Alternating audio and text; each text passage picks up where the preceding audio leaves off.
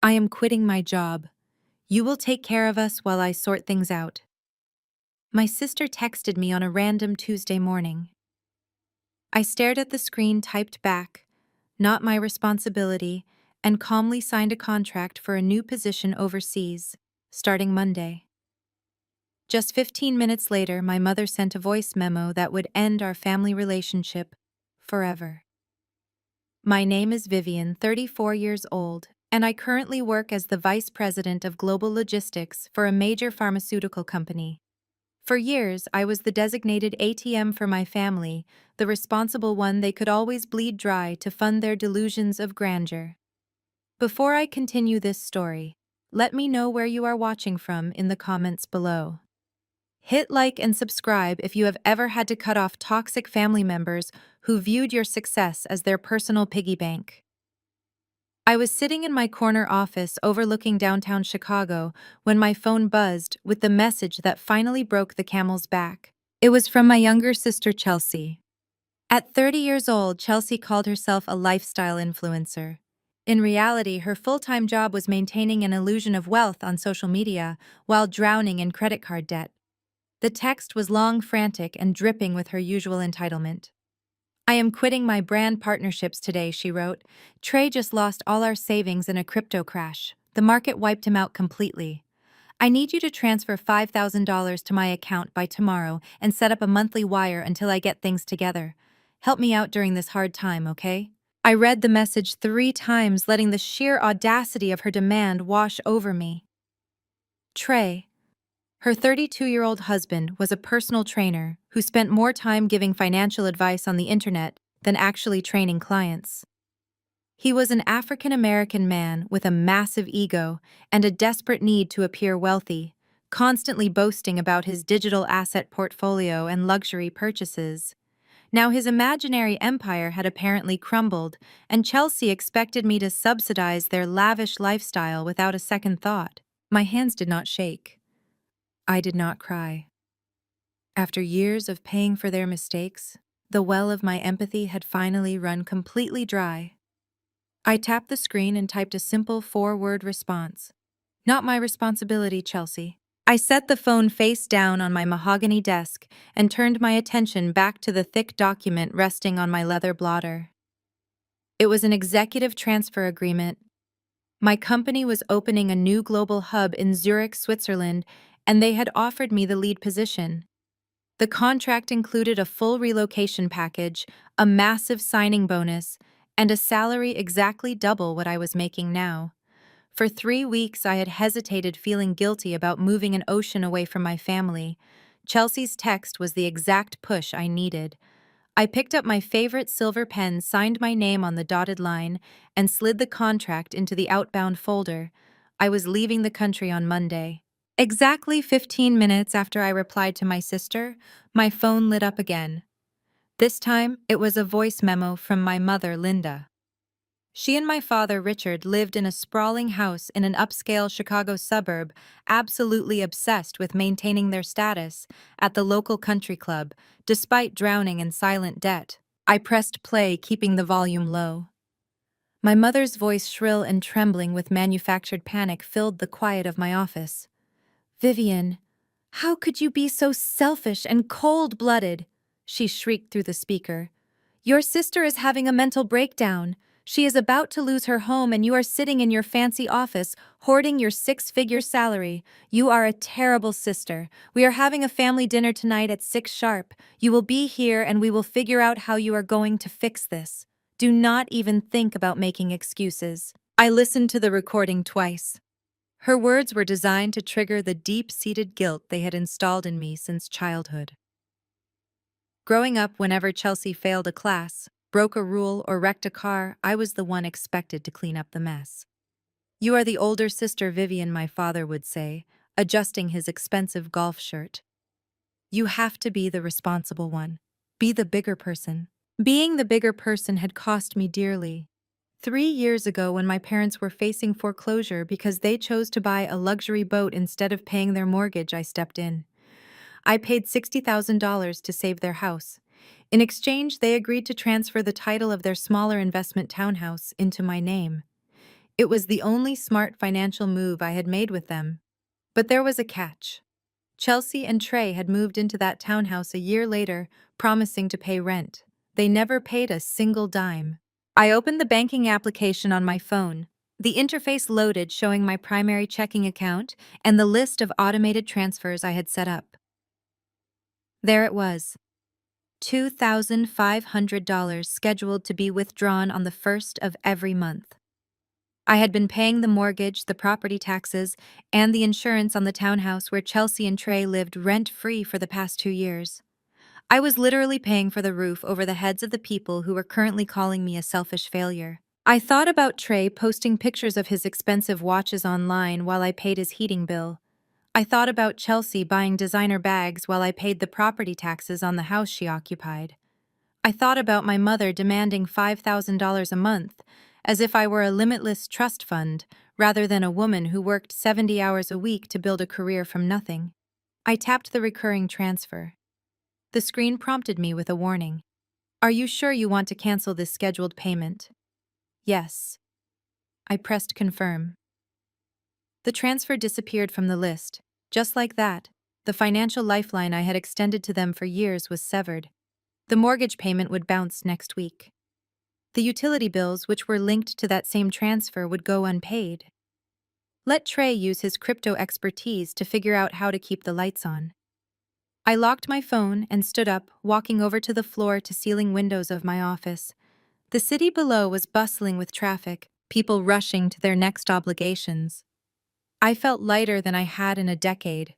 The heavy chain of familial duty that had dragged me down was finally broken. My mother wanted a family dinner tonight. She wanted to ambush me, surround me with their collective disappointment, and guilt-trip me into opening my wallet one last time. For a moment, I considered ignoring the demand and spending my evening packing for Switzerland. But that would be too easy. They needed to understand that the dynamic had changed permanently. They needed to see the woman I had become, not the compliant daughter they remembered. I typed a brief text to my mother. I will be there at 6. I gathered my things, placing the signed Zurich contract safely in my briefcase. The dinner tonight was not going to be the intervention they planned. It was going to be a reckoning. They wanted to discuss financial responsibilities, and I was finally ready to lay all the receipts on the table. I pulled my car into the winding driveway of my parents' suburban home precisely at 6 o'clock. The massive brick facade and perfectly manicured lawn screamed generational wealth, an illusion my parents fought tooth and nail to maintain. Walking up the front steps, I could already hear the muffled sounds of Chelsea sobbing through the heavy oak door. I took a deep breath, adjusted the strap of my bag holding the Zurich contract, and walked inside without knocking. The dining room was staged like a corporate boardroom prepared for a hostile takeover. My mother Linda sat at the head of the table, her face pinched into a tight mask of disappointment. My father Richard stood by the bar cart pouring himself a generous glass of scotch. Chelsea was slumped in a dining chair, her face buried in her hands, dramatically heaving with rehearsed sobs. Next to her sat Trey. For a man who had allegedly just lost his entire life savings, he was dressed remarkably well. He wore a designer tracksuit and a heavy gold watch that caught the light from the chandelier. The hypocrisy was so blatant it was almost comical. "Sit down, Vivian," my father ordered, pointing to the empty chair directly across from my weeping sister. "We have a serious family crisis to discuss." I took my seat, placing my bag carefully on the floor. "I am listening," I said, keeping my voice completely neutral. Chelsea lifted her head. Her makeup was perfectly intact despite the theatrics. "The market crashed, Vivian. Trey invested our savings into a new crypto exchange and it vanished overnight. We have nothing left. The bank is going to come after the cars. We cannot even afford groceries. You have to help us. I need that $5,000 a month, and we need a lump sum to clear the immediate debts." "A lump sum," I repeated. "From where exactly?" My mother leaned forward, her eyes narrowing. You have a massive retirement account. That 401k of yours has been sitting there accumulating wealth while your own flesh and blood is drowning. You can take out a hardship withdrawal. People do it all the time. It is just paper money anyway until you retire. I stared at my mother, genuinely marveling at her audacity. You want me to drain my retirement fund, take the early withdrawal penalty, and hand the cash over to cover bad crypto bets? It is not a bad bet. Trey suddenly snapped, his voice booming across the dining room. It was a calculated market strategy that got undercut by institutional whales. You corporate types would not understand the hustle of trying to build independent wealth. Trey leaned his elbows on the imported mahogany table, locking eyes with me. He shook his head, wearing an expression of profound injustice. You sit up there in your glass tower, pulling in a massive salary completely disconnected from the struggle. Do you know how hard it is for a black man to build a legacy in this country? The system is rigged against entrepreneurs like me. Every time I try to secure our future, the banks pull the rug out. You got lucky, Vivian. You played the corporate game and they let you in. But you have a moral obligation to uplift your family. When one of us makes it, we are supposed to pull the rest up. You cannot just pull the ladder up behind you while your sister and I starve. He did not even refer to Chelsea by her name, just her relation to him. I looked at the gold chain resting against his collarbone. I looked at the pristine luxury sneakers on his feet. The sheer entitlement radiating from him was suffocating. He was using systemic issues, real struggles that people actually faced, as a shield for his own reckless gambling and financial incompetence. So let me get this straight, I said, slowly folding my hands on the table. Because the system is rigged against you, I am obligated to liquidate my retirement savings. Because I worked 70 hours a week for 10 years to earn my position, you feel entitled to my paycheck to cover your failed investments. Do not call it a failure, my father shouted, slamming his scotch glass down. The liquid sloshed over the rim, staining the white tablecloth. Trey is trying to provide for your sister. They are taking risks to build a future. They are family. Family helps family. When you were growing up, we gave you everything. We paid for your braces. We put food on your table. Now it is your turn to give back. You are incredibly selfish, my mother hissed, pointing a manicured finger at me.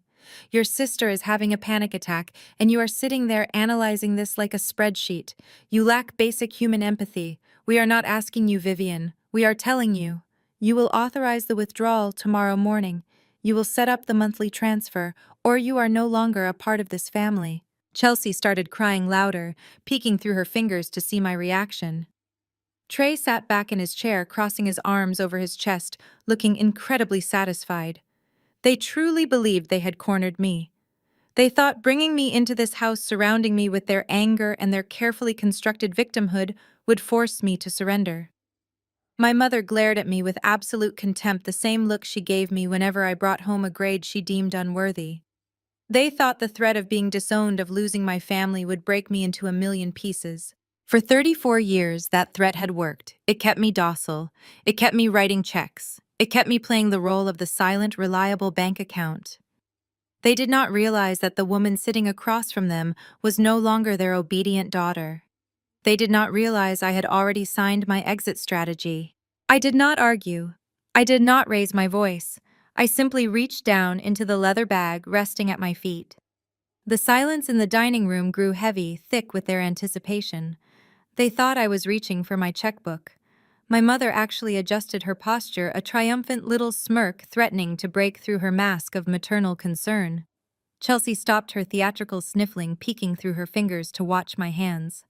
Trey puffed out his chest, looking completely satisfied with his speech about systemic oppression and family duty. Instead of a checkbook, I pulled out a single folded sheet of paper. It was crisp and white, holding the printed reality of their so-called financial ruin. I placed it flat on the mahogany table and slowly slid it across the polished surface. It stopped right in front of Trey. "What is this?" my father demanded. "That is a credit card statement," I replied, my voice steady and cold. Specifically, it is the statement for the secondary card I co-signed for Chelsea 3 years ago for absolute emergencies only. I kept it open because Mom begged me to ensure your youngest daughter would never starve if her influencer career hit a slow month. Chelsea went entirely rigid. The fake tears dried up instantly. Read the highlighted portion, Trey, I instructed. Or I can read it for you. $12,000. That is the exact amount charged to my name last month. I find it fascinating that the severe systemic hurdles preventing a Black entrepreneur from succeeding in America somehow required a luxury vacation in Cabo San Lucas. Trey stared at the paper, his jaw working, but no sound coming out. I leaned forward, locking eyes with my sister. 2 first-class tickets on Delta, 4 nights at an all-inclusive 5-star resort, $800 at the resort spa, $3,000 at designer boutiques in the hotel lobby. Was the hot stone massage necessary to combat the stress of the crypto market crashing Chelsea? Or did the market crash conveniently happen right after you realized the credit card bill was due and you had absolutely no way to pay me back? It was a content creation trip. Chelsea suddenly shrieked, her face turning an ugly shade of red. You do not understand my industry, Vivian. I had to shoot sponsored posts. You have to spend money to make money. It is an investment in my brand. An investment using my credit score, I shot back. You stole $12,000 from me to drink margaritas by an infinity pool, and now you have the absolute nerve to sit in this dining room and demand I empty my retirement account to cover the debts you accumulated playing pretend. Trey slammed his hand on the table, trying to regain control of the narrative. Do not talk to my wife like that. We had every intention of paying that balance once the digital assets matured.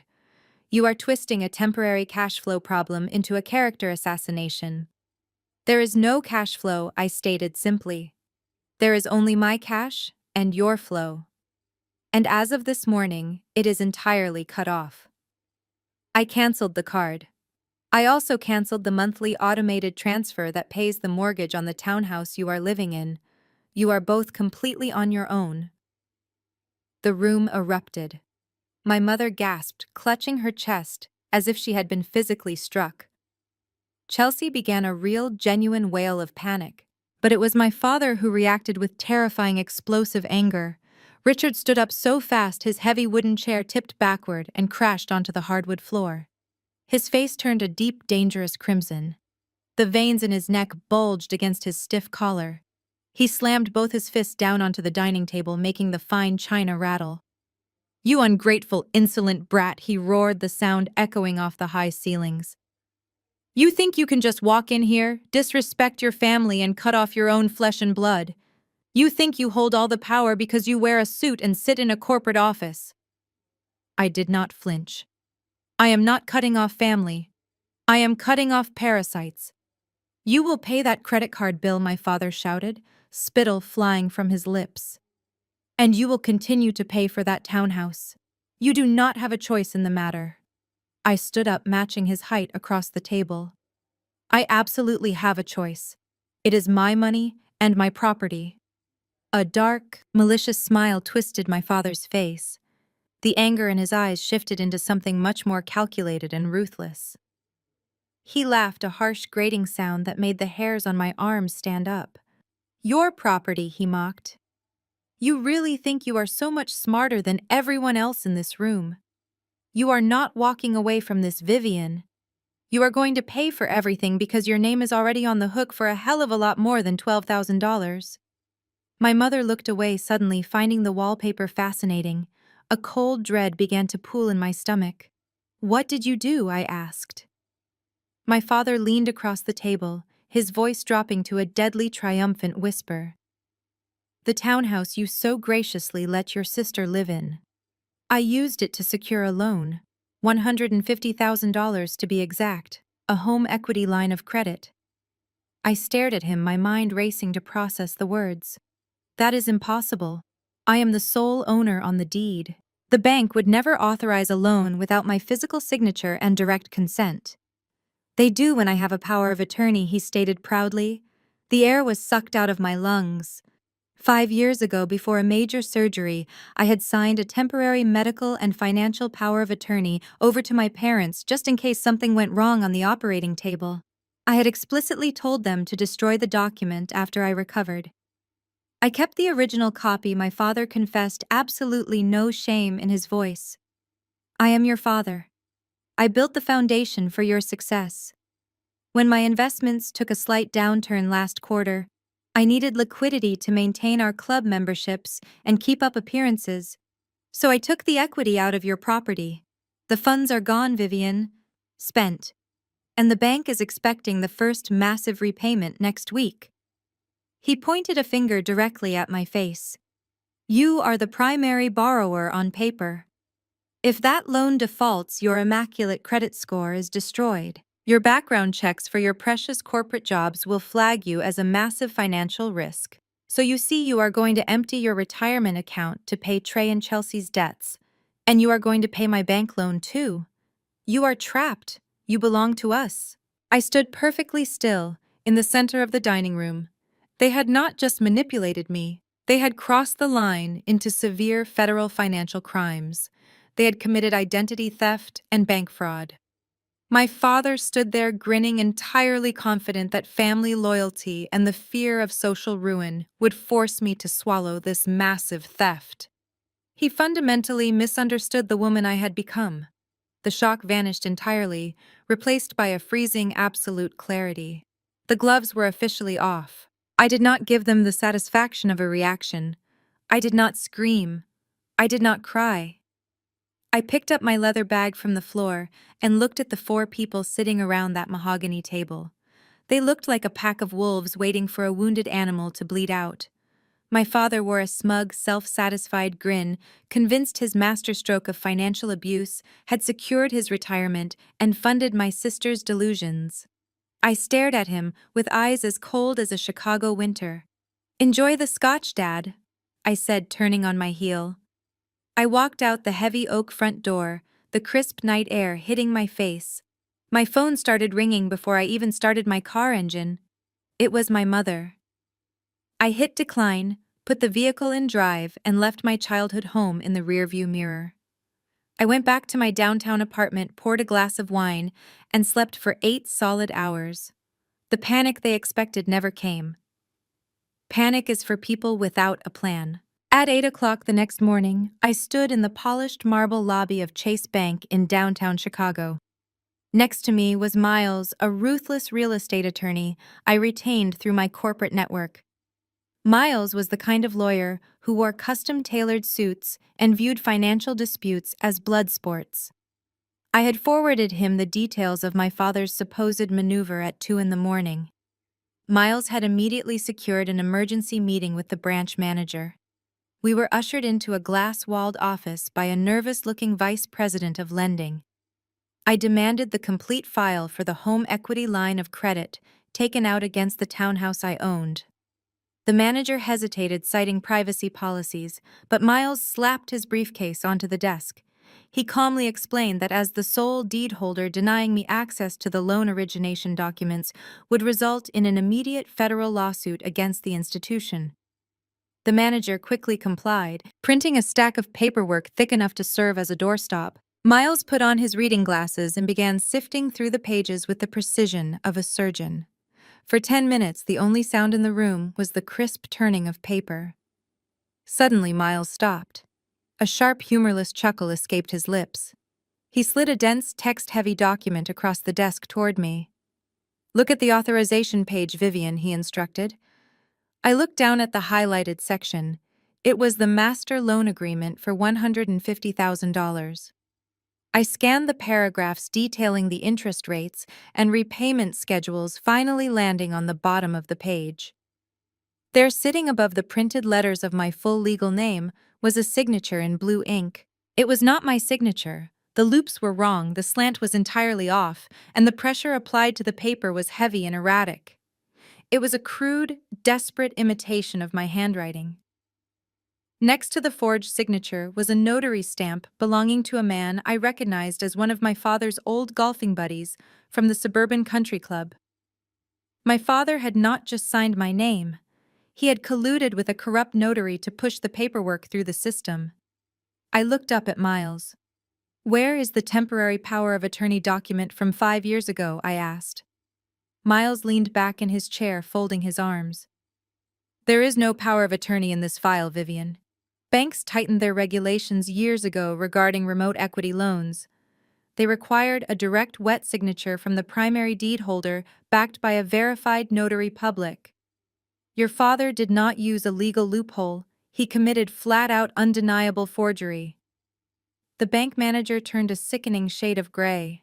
He realized instantly that his branch had authorized a massive fraudulent loan, opening the bank up to severe regulatory penalties. Miles did not give him a chance to speak or offer excuses. "We will be taking certified copies of all this," Miles stated swiftly, gathering the papers and shoving them into his briefcase. We walked out of the bank and stepped into the bustling city street. The morning sun reflected brightly off the downtown skyscrapers. Miles pulled out his phone, his thumb hovering over the keypad. "We are going straight to the Federal Bureau of Investigation," he said firmly. "This is textbook wire fraud, identity theft, and bank fraud. The loan amount bumps this up to a major federal offense. Your parents are looking at serious mandatory minimum sentencing in a federal penitentiary. We file the police report today, freeze the remaining asset funds, and let the federal prosecutors handle Richard and Linda. It is a slam-dunk case, Vivian." I reached out and pushed his hand down, lowering his phone away from his face. "No," I said softly. "We are not calling the FBI today." Miles looked at me, genuinely baffled by my response. "Vivian, they stole $150,000 in your name. If you do not report this immediately, the bank will try to hold you liable for the repayment. You have to strike now before your father spends another dime on his country club dues or your sister's fake influencer lifestyle." I shook my head, a cold smile forming on my lips. "If we report it today, the bank freezes the account immediately. My parents panic, hire a defense attorney, and play the victim card to our entire extended family. They will claim it was a terrible misunderstanding, that I had given them verbal permission, that they were just trying to keep the family afloat.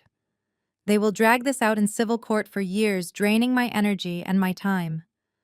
I want something much more definitive than a drawn-out legal battle." Miles raised an eyebrow, clearly intrigued by my shift in demeanor.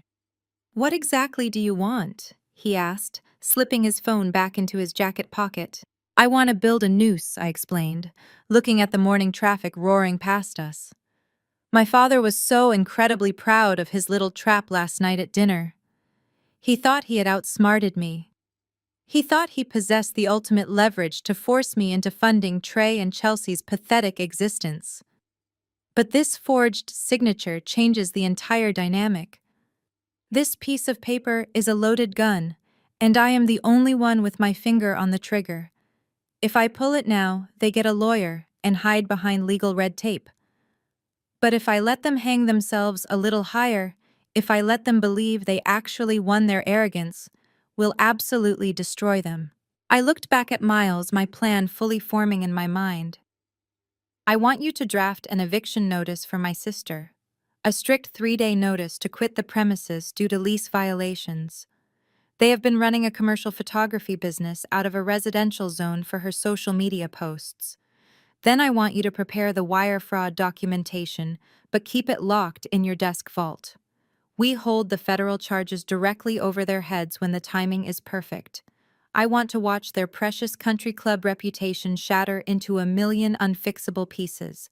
I want them to feel the exact moment they lose everything they hold dear. We do this on my terms, Miles. We do not just put them in jail. We strip them of every single illusion of power they have over me." Miles slowly nodded, a predatory grin matching my own spreading across his face. He adjusted his tie and gripped his briefcase tighter. "Understood," he said. "Let us prepare the noose." By noon the next day, the notifications on my phone began to chime with a rhythmic, predictable satisfaction.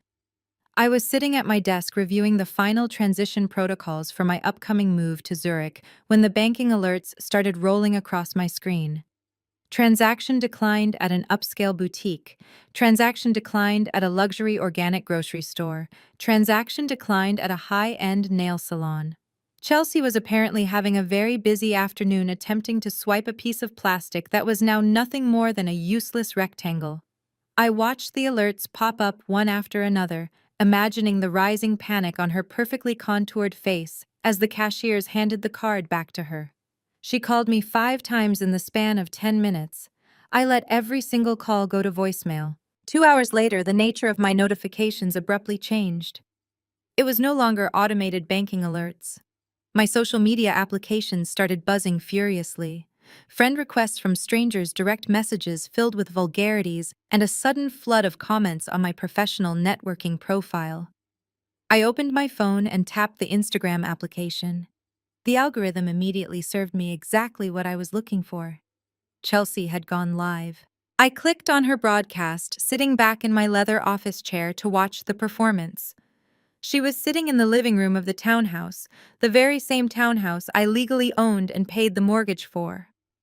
The framing of the video was expertly calculated. The lighting was soft, hitting her face at the perfect angle to highlight the glistening tears streaming down her cheeks. She was wearing a simple oversized sweater, a stark contrast to her usual designer wardrobe, clearly chosen to make her look vulnerable and small. She stared directly into the camera, her voice trembling with the exact right amount of manufactured heartbreak. She thanked her followers for joining, telling them she needed a safe space to share a deeply personal trauma.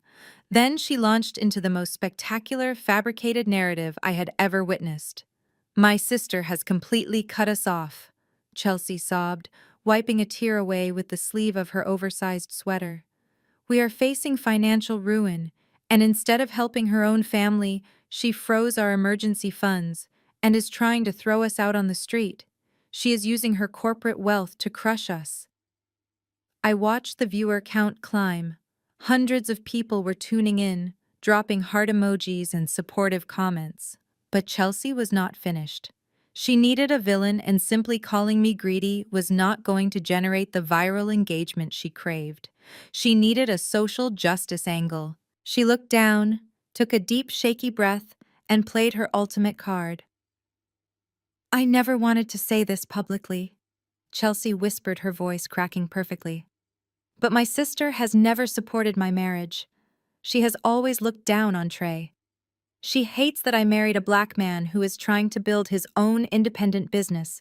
She sits in her white corporate tower and judges him. She told us last night that his struggles do not matter to her. She is intentionally bankrupting an aspiring black entrepreneur because she cannot stand to see us succeed. She is a racist, and she is destroying our lives out of pure, hateful prejudice." Trey walked into the frame right on cue. He stood behind her, placing a heavy, supportive hand on her shoulder. He looked down at the camera with a solemn, stoic expression, playing the role of the dignified, oppressed husband flawlessly. He did not say a word, allowing his silent presence to validate every vicious lie pouring out of his wife's mouth. The comment section exploded. It was a digital feeding frenzy. People I had never met were calling for my head. They demanded to know where I worked. They tagged corporate accountability accounts. They called me a monster, a bigot, a symbol of everything wrong with corporate America. They sent me death threats and told Chelsea she was incredibly brave for speaking her truth. Chelsea continued to weep, thanking her community for their support. She posted a link to a digital funding campaign, begging her followers to donate so they would not become homeless. She claimed they had nowhere to go, no money for food, and that they were victims of a hateful, targeted attack by a wealthy racist family member. She milked the narrative for 30 agonizing minutes before finally ending the broadcast with a brave, tearful smile. My phone was practically melting from the influx of hate mail. My inbox was filling up with vitriol. A less prepared woman would have panicked. A woman who cared about the opinions of strangers would have immediately issued a public apology begging for forgiveness to stop the digital mob. She would have unlocked the credit card just to make the nightmare stop. I simply took a sip of my coffee. I opened my desktop computer and systematically downloaded the entire broadcast. I took high-resolution screenshots of her funding campaign, which was rapidly collecting donations from her outraged followers. I captured the comments, the direct accusations, and Trey's silent, complicit participation. I organized everything into a neat, encrypted digital folder. Chelsea thought she had outsmarted me by taking the battle to the court of public opinion. She thought weaponizing race and victimhood would force me into submission. She believed that cancel culture was the ultimate trump card. But she fundamentally lacked the intelligence to understand the legal implications of her actions. By launching a funding campaign based entirely on verifiable lies, she had just committed wire fraud across state lines. By publicly accusing me of racism to damage my professional reputation, she had crossed the threshold into severe, actionable defamation. She had handed me a loaded weapon with her fingerprints all over it. I picked up my phone and dialed the number for my attorney. The ringing stopped after the second tone. "We are ready for the next phase," I stated, looking out over the Chicago skyline. "Chelsea just gave us everything we need. Prepare the documents. It is time to clear out the townhouse." I did not waste a single second trying to defend myself on the internet. Engaging with a digital mob of strangers who had already decided I was the villain was exactly what Chelsea wanted. She wanted a public spectacle. She wanted a screaming match in the comment section to boost her engagement metrics and drive more traffic to her fraudulent donation campaign. She operated in a world of likes, shares, and manufactured outrage. I operated in the real world where contracts, deeds, and the rule of law dictated the consequences. The next morning, I sat across from my attorney Miles in his downtown office. I slid the encrypted drive containing the downloaded broadcast and the screenshots of her funding campaign across his desk. Miles reviewed the footage, his expression remaining entirely professional, though a sharp gleam of satisfaction appeared in his eyes. He agreed that her public broadcast was the final nail in her own coffin. We did not need to pursue a standard 30-day eviction notice. Standard evictions were for tenants who simply fell behind on rent, a process that could be dragged out in housing court for months by a clever defense attorney. We were going to bypass the standard waiting period entirely. When I allowed Chelsea and Trey to move into that townhouse 2 years ago, I had insisted on a formal lease agreement. My father had called me paranoid at the time, claiming that family did not need paperwork, but I forced them to sign it anyway. Buried in the standard clauses of that lease was a very specific, non-negotiable stipulation. The property was to be used strictly for residential purposes. Chelsea had just publicly broadcasted herself conducting commercial business from my living room. She had proudly shown off her professional lighting equipment, her staging areas, and the massive inventory of gifted products she promoted for revenue. Trey frequently filmed his online fitness coaching and cryptocurrency trading seminars from the second bedroom, which he had converted into a full broadcast studio. They were operating unlicensed commercial enterprises out of a property strictly zoned for residential use within a highly regulated homeowners association community. Miles drafted the paperwork with surgical precision. It was a 3-day notice to quit. There was no option to pay back rent. There was no option to cure the violation. By conducting unauthorized commercial operations and soliciting fraudulent donations from the premises, they had fundamentally breached the lease agreement and violated municipal zoning codes. They had exactly 72 hours to pack their belongings and vacate my property, or the county sheriff would physically remove them. I did not send the documents through the standard postal service.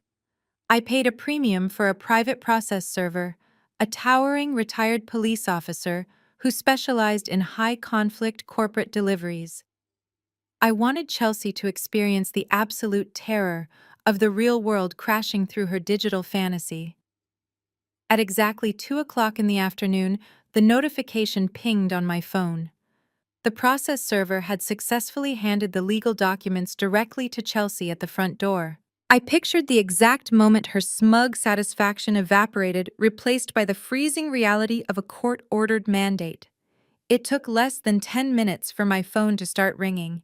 It was not Chelsea. It was my mother.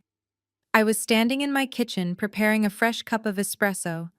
I tapped the screen to answer and placed the phone on the marble counter, activating the speakerphone.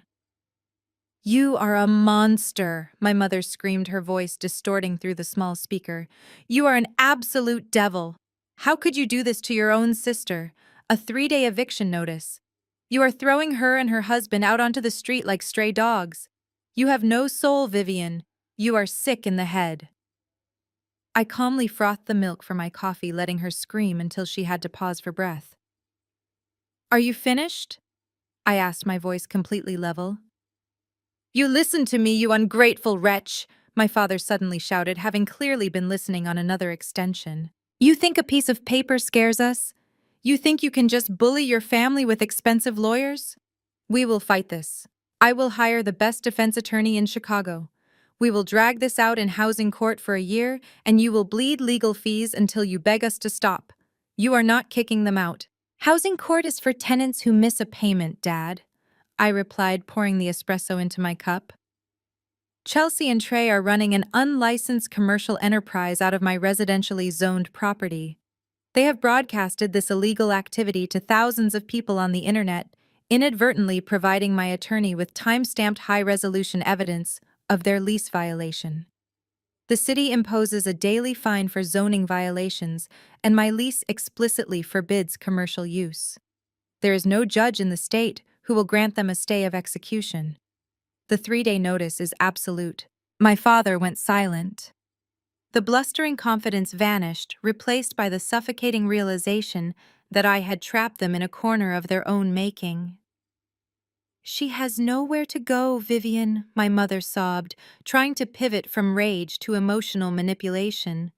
"Trey cannot afford a new apartment right now. They will be homeless. You are destroying a young marriage because you are jealous and bitter.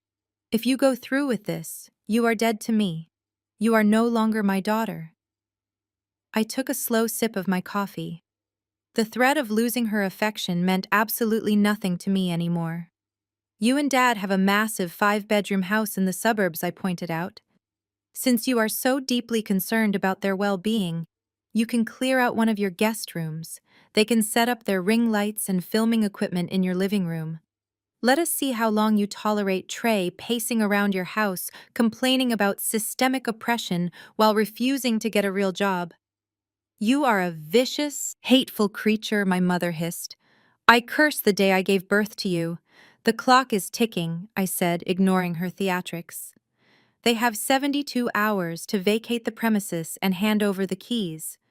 If they damage a single fixture, if they punch a hole in a wall, or if they try to steal the appliances on their way out, I will file additional charges for destruction of property. When the deadline expires, the sheriff will arrive to escort them off the premises. Tell Chelsea she should probably start packing her designer sweaters instead of crying on the internet." I ended the call and blocked both of their numbers. They wanted to paint me as the villain in their little tragedy. They wanted to use my resources while actively plotting my destruction. I was simply giving them exactly what they asked for. They wanted to be independent entrepreneurs. Now they had the perfect opportunity to prove it out on the pavement without my bank account shielding them from the real world. The countdown had officially begun. The silence in my apartment was profound and absolute. For the first time in years, the relentless digital tether to my family's manufactured crises had been severed. My phone sat quietly on the marble kitchen island, purged of my parents' hysterical demands and my sister's weaponized tears. I poured myself a second cup of espresso and opened my laptop, ready to finalize the logistics for my relocation to Zurich. Before I could load the corporate portal, an encrypted email arrived from Miles. The subject line simply read, "Asset Trace and Forensic Report." When we discovered the forged home equity line of credit, Miles had immediately contracted a forensic accounting firm to track where my father had hidden the stolen funds. However, Miles was thorough. He never approached a battlefield without mapping every inch of the terrain. While the accountants were digging into my parents' offshore accounts and country club ledgers, Miles had instructed them to run a comprehensive asset trace on Chelsea and Trey. If we were going to evict them and potentially face a media circus, Miles wanted to know exactly what kind of financial ruin we were dealing with. I opened the attachment, scrolling past the preliminary summaries, until I reached the section detailing Trey's supposedly devastated cryptocurrency portfolio. I had listened to Trey pontificate for hours at family dinners about blockchain technology, decentralized finance, and how he was outsmarting the traditional banking system. He had screamed at me across the dining room table just yesterday, blaming institutional whales and a rigged economic machine for wiping out his life savings. I looked at the data on the screen. The forensic accountant had traced the public ledger of Trey's primary digital wallet. The blockchain is entirely transparent if you know what you are looking for, and these accountants were the best in Chicago. Trey had not lost his money in a market crash. He had not been targeted by a sudden liquidity pool hack. The market had experienced a minor correction, yes, but his specific altcoins had remained relatively stable. His money had not vanished. It had been systematically stolen. I leaned closer to the screen, tracing the chronological timeline of the digital transfers. Exactly 4 days before Chelsea sent me that frantic text message demanding $5,000 a month, a massive transaction had occurred. The entirety of Trey's digital assets had been transferred out of his secure cold wallet and moved onto a mainstream commercial exchange platform. From there, the coins were immediately liquidated into fiat currency, specifically United States dollars. The IP address that authorized the transfer did not match Trey's mobile device or his desktop computer. The digital signature and the location data matched the primary IP address of a brand new laptop. It was the exact same laptop Chelsea had proudly unboxed on her Instagram stories 2 weeks prior, a business expense she claimed was necessary for her video editing. The liquidated funds totaling just over $48,000 did not sit in the exchange account. They were instantly wired out. I followed the financial breadcrumbs laid out by the forensic team. The money was routed directly into a secondary checking account registered solely under Chelsea's maiden name, an account she had clearly kept hidden from her husband. The sheer audacity of her betrayal was breathtaking. She had completely drained her husband's life savings while he was likely at the gym training a client. But the forensic report did not stop there. It tracked exactly how she had spent the stolen capital within a 48-hour window. $15,000 was wired to a high-end luxury consignment broker in New York.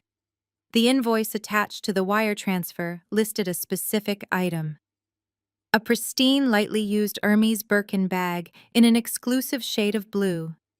Chelsea had posted a photo with that exact bag 3 days ago, claiming it was a gift from a high-profile brand partnership. Another $20,000 was routed to a boutique public relations agency in Los Angeles, effectively paying off months of outstanding invoices she had accumulated trying to buy fake followers, verified checkmarks, and placements in digital lifestyle magazines. The remaining $13,000 was rapidly dispersed across 5 different credit card companies, frantically paying down the minimum balances on accounts that were inches away from defaulting and destroying her carefully curated credit score. Once the money was gone, Chelsea had simply deleted the trading application from Trey's smartphone. She had changed the 2-factor authentication protocols and scrambled the passwords. When Trey inevitably tried to check his portfolio, he found himself locked out staring at a screen that refused to load. Trey was arrogant, loud, and incredibly entitled, but he was not particularly tech-savvy. He only understood the buzzwords of the cryptocurrency world. Chelsea, knowing her husband's fragile ego and his deep-seated paranoia about the financial system, had simply handed him a convenient narrative. She told him the exchange had collapsed. She showed him generic news articles about market volatility and institutional sell-offs. She spun a web of lies, playing the supportive, devastated wife, watching him rage against a rigged system while she secretly admired her stolen designer handbag in the next room. She had manufactured a financial crisis, stolen her husband's future, and then orchestrated a tearful family dinner to force me into replacing the exact funds she had just squandered. When I refused, she went on the internet crying about racism and oppression, collecting donations from sympathetic strangers to cover the tracks of her own domestic theft. I sat back in my chair, a slow, dangerous laugh escaping my throat.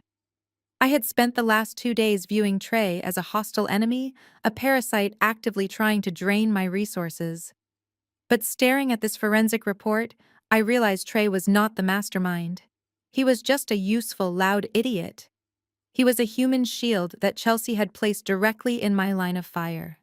I did not need to fight Trey anymore. I did not need to argue with him about privilege, hard work, or familial duty.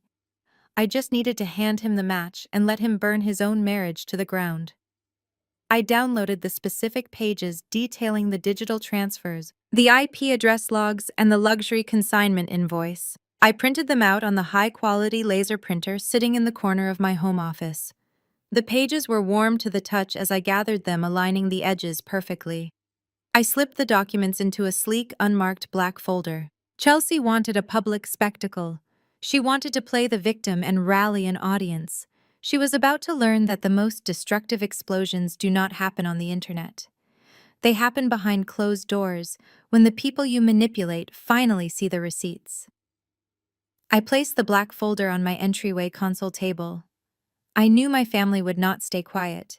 I knew they would come for me soon, desperate to stop the eviction and demand the money they felt entitled to.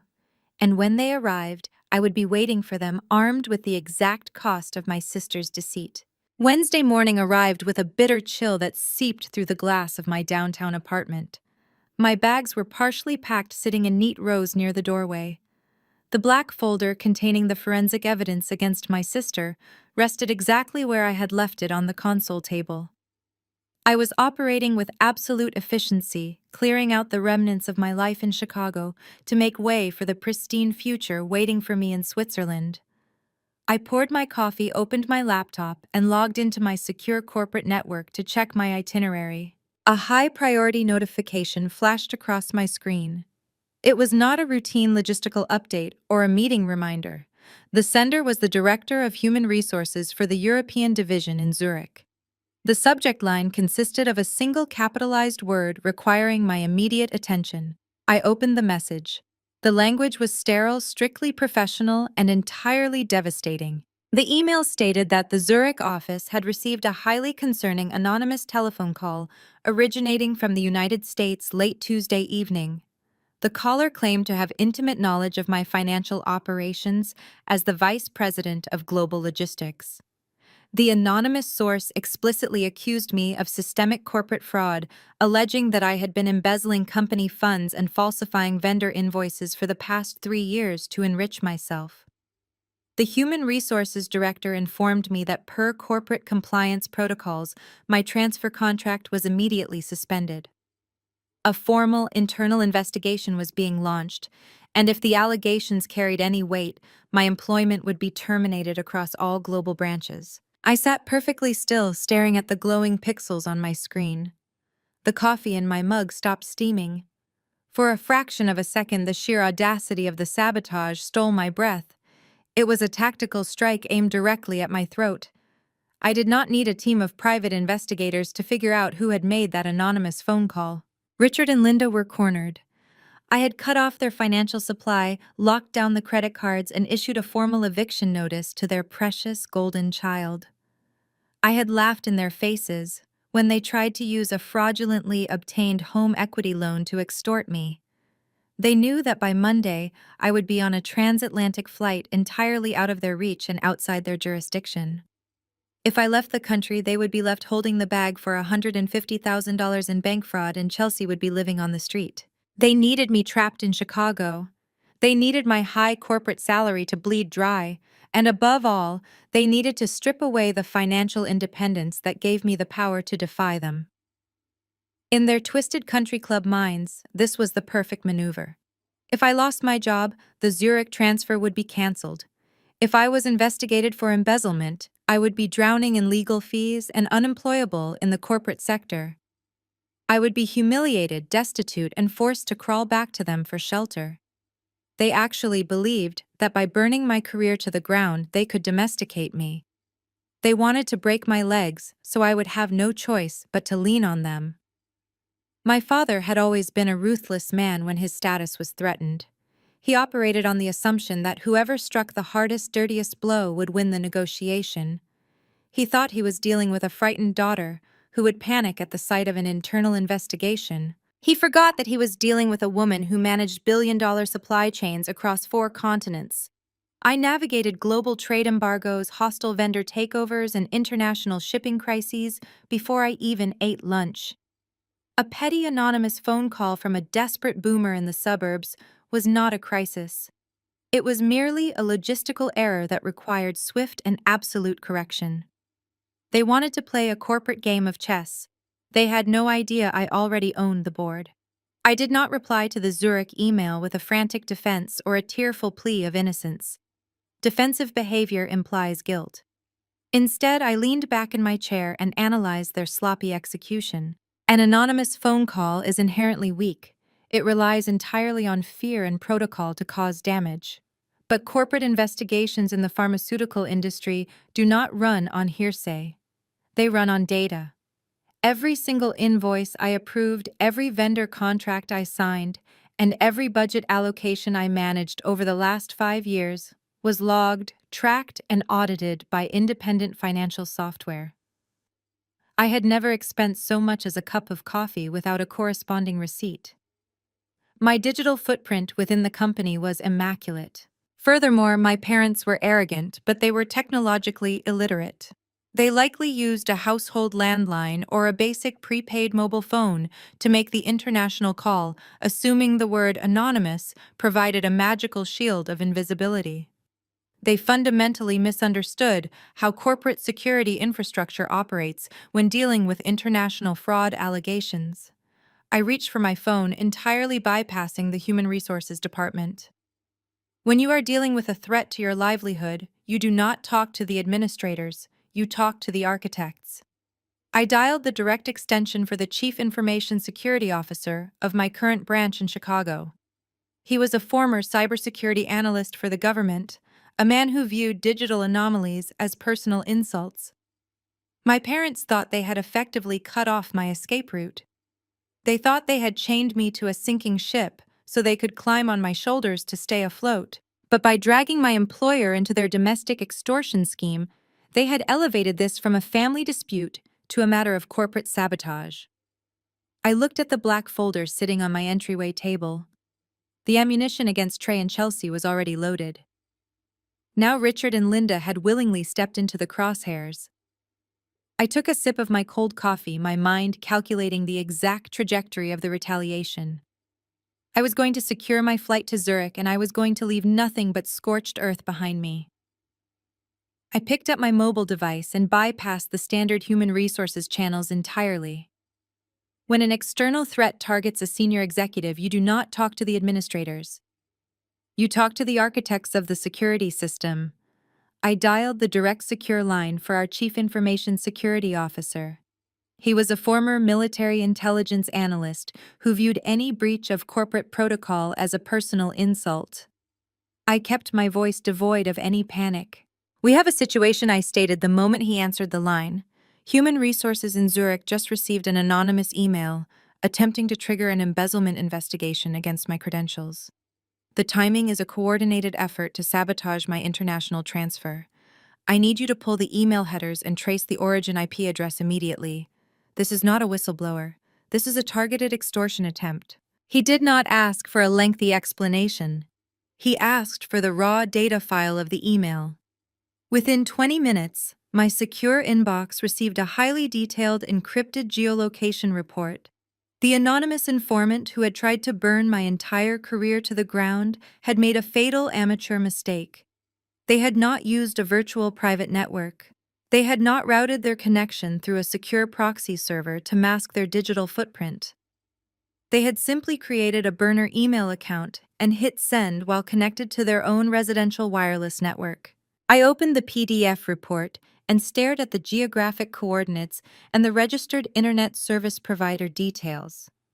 The IP address matched the exact suburban living room of Richard and Linda. My parents were incredibly arrogant, but their technological incompetence was truly staggering. They actually believed that typing an email without signing their names provided an impenetrable shield of invisibility. Now I had the digital murder weapon firmly in my possession, but I needed to construct an ironclad corporate defense. I logged into the company financial archives and downloaded my comprehensive audit history for the entirety of my tenure.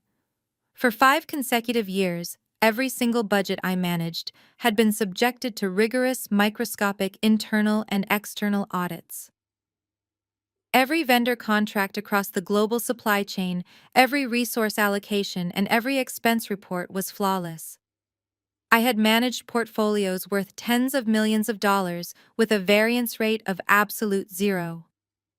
I compiled these certified audit results into a single, undeniable document. However, a corporate defense was not enough to bury this issue permanently. I needed to establish the exact criminal motive for the sabotage. I locked my computer, grabbed my coat, and drove directly to the downtown police precinct. I walked into the station, bypassed the waiting area, and requested to file a formal report for criminal extortion and identity theft. I sat across from a desk detective and laid out the physical evidence of my family's betrayal. I provided the forged home equity line of credit documents containing my father's fabricated signature. I provided the threatening voicemail transcripts from my mother demanding financial compliance. And finally, I handed over the IP geolocation trace, linking their residential address directly to the corporate sabotage attempt. I ensured the word extortion was printed clearly and repeatedly on the official police record. I waited patiently while the detectives stamped and verified the documentation. I took my authorized copy of the police report, walked back to my car, and drove back to my apartment with surgical focus. Returning to my desk, I drafted my official response to the Zurich Human Resources Director. I did not write a defensive emotional plea begging them to believe my innocence. I wrote a tactical aggressive incident report. Please find attached my complete 5-year audit history demonstrating zero financial discrepancies across all managed portfolios, I typed. Furthermore, please find the enclosed cybersecurity geolocation report tracing your anonymous tip directly to my estranged parents' residential address. Finally, please review the attached official police report filed with the Chicago authorities this morning. My family recently committed severe bank fraud using my identity to secure a massive loan. When I discovered the crime and severed their financial access, they retaliated by attempting to extort me through corporate sabotage. I am actively pressing federal charges against them for these offenses. I hit send and leaned back in my chair. I knew exactly how Swiss corporate culture operated. They absolutely despised personal drama, but they worshipped ruthless efficiency, complete transparency, and absolute compliance. 3 hours later, my phone rang. It was not the human resources director calling to question me. It was the global vice president of operations calling directly from the Zurich headquarters. He did not sound concerned or hesitant. He sounded deeply impressed by the sheer brutality of my response. "Vivian," he said, his voice crisp and commanding through the receiver. "We have reviewed your documentation in its entirety.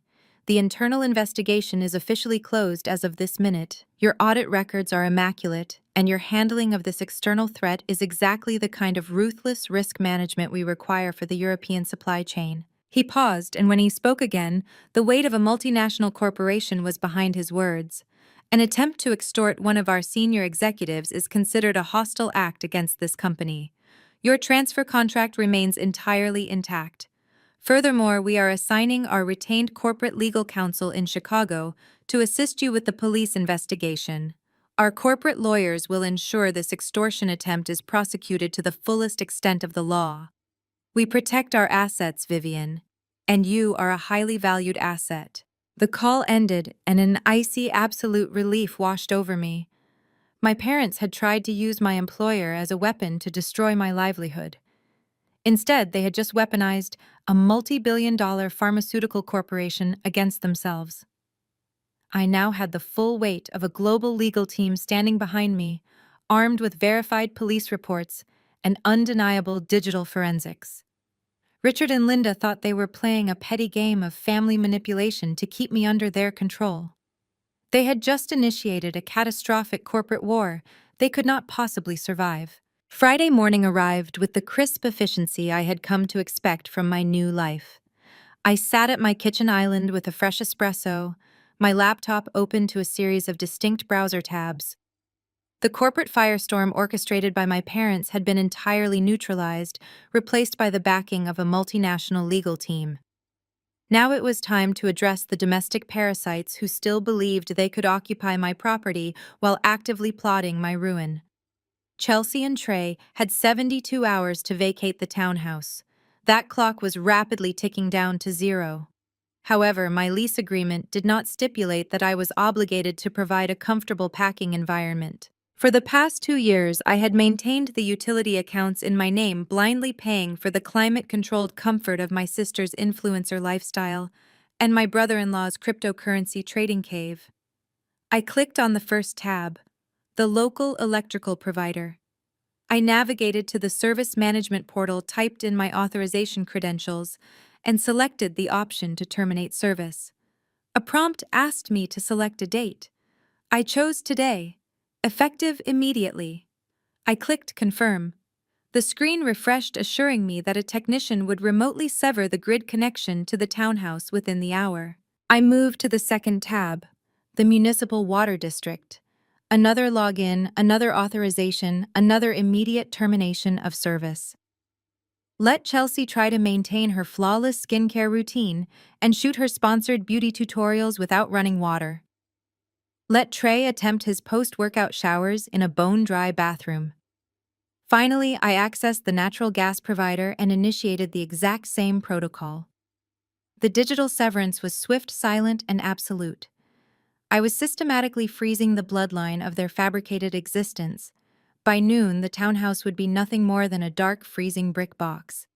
They would have to pack their designer bags and fitness equipment in the bitter cold, completely cut off from the modern conveniences I had subsidized for far too long. With the residential leeches neutralized, I turned my attention to the architects of this entire disaster, Richard and Linda.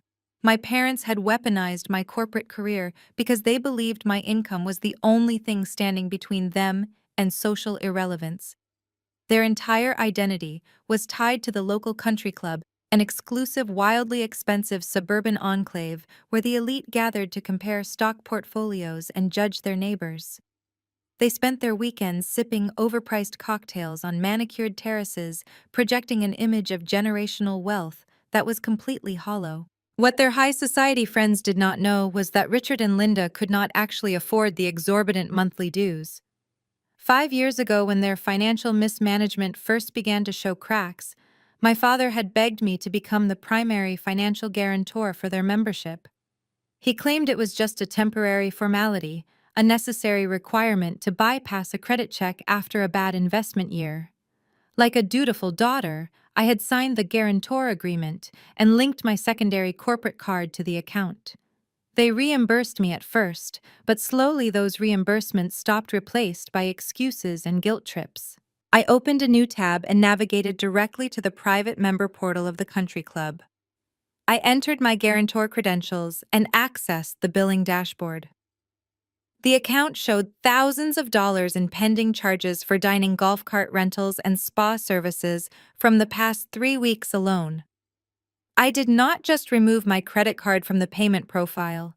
I navigated to the Legal Administration tab and formally revoked my status as the financial sponsor for Richard and Linda. I filled out the digital declaration stating that I would no longer bear any financial liability for the primary account holders, effective immediately. I knew exactly what was happening at the club at that very moment. It was Friday afternoon. My mother practically lived at the clubhouse on Fridays, hosting a lavish weekly high tea luncheon with the wives of local executives and politicians. It was her grand stage, the place where she held court and bragged about her successful daughters, spinning elaborate fictions about our perfect family dynamic. She was likely sitting at a prime table on the veranda right now, ordering imported champagne and tiered trays of artisanal pastries, entirely confident that the invisible daughter in the city would automatically cover the tab. I picked up my phone and called the club's financial director directly. I informed him that my sponsorship was legally revoked and that the credit card on file was unauthorized for any future transactions. I instructed him to decline any pending authorizations immediately to prevent further fraudulent charges against my name. The director, bound by strict financial protocols, confirmed the immediate suspension of their charging privileges. I could vividly picture the scene unfolding miles away in the affluent suburbs. The luncheon would be drawing to a close. The impeccably dressed waiter would approach my mother's table, carrying the leather billfold containing a tab running well into the high hundreds. Linda would casually wave her hand, offering her signature smile, instructing the waiter to simply put it on the family account, as she had done 1,000 times before. The waiter would bow respectfully and walk to the terminal. He would swipe the membership card. The machine would flash red, declined. He would try again, assuming a system error. Declined. Account suspended. Guarantor revoked. The waiter would have to walk back to that table surrounded by the wealthiest, most judgmental women in the county. He would lean down and quietly inform my mother that her account was frozen and her payment method was invalid. He would ask her for an alternative form of payment. Linda, who had maxed out her personal cards months ago, would have absolutely nothing to give him. Her pristine, carefully curated facade would shatter right there among the clinking teacups and the hushed, gleeful whispers of her supposed friends.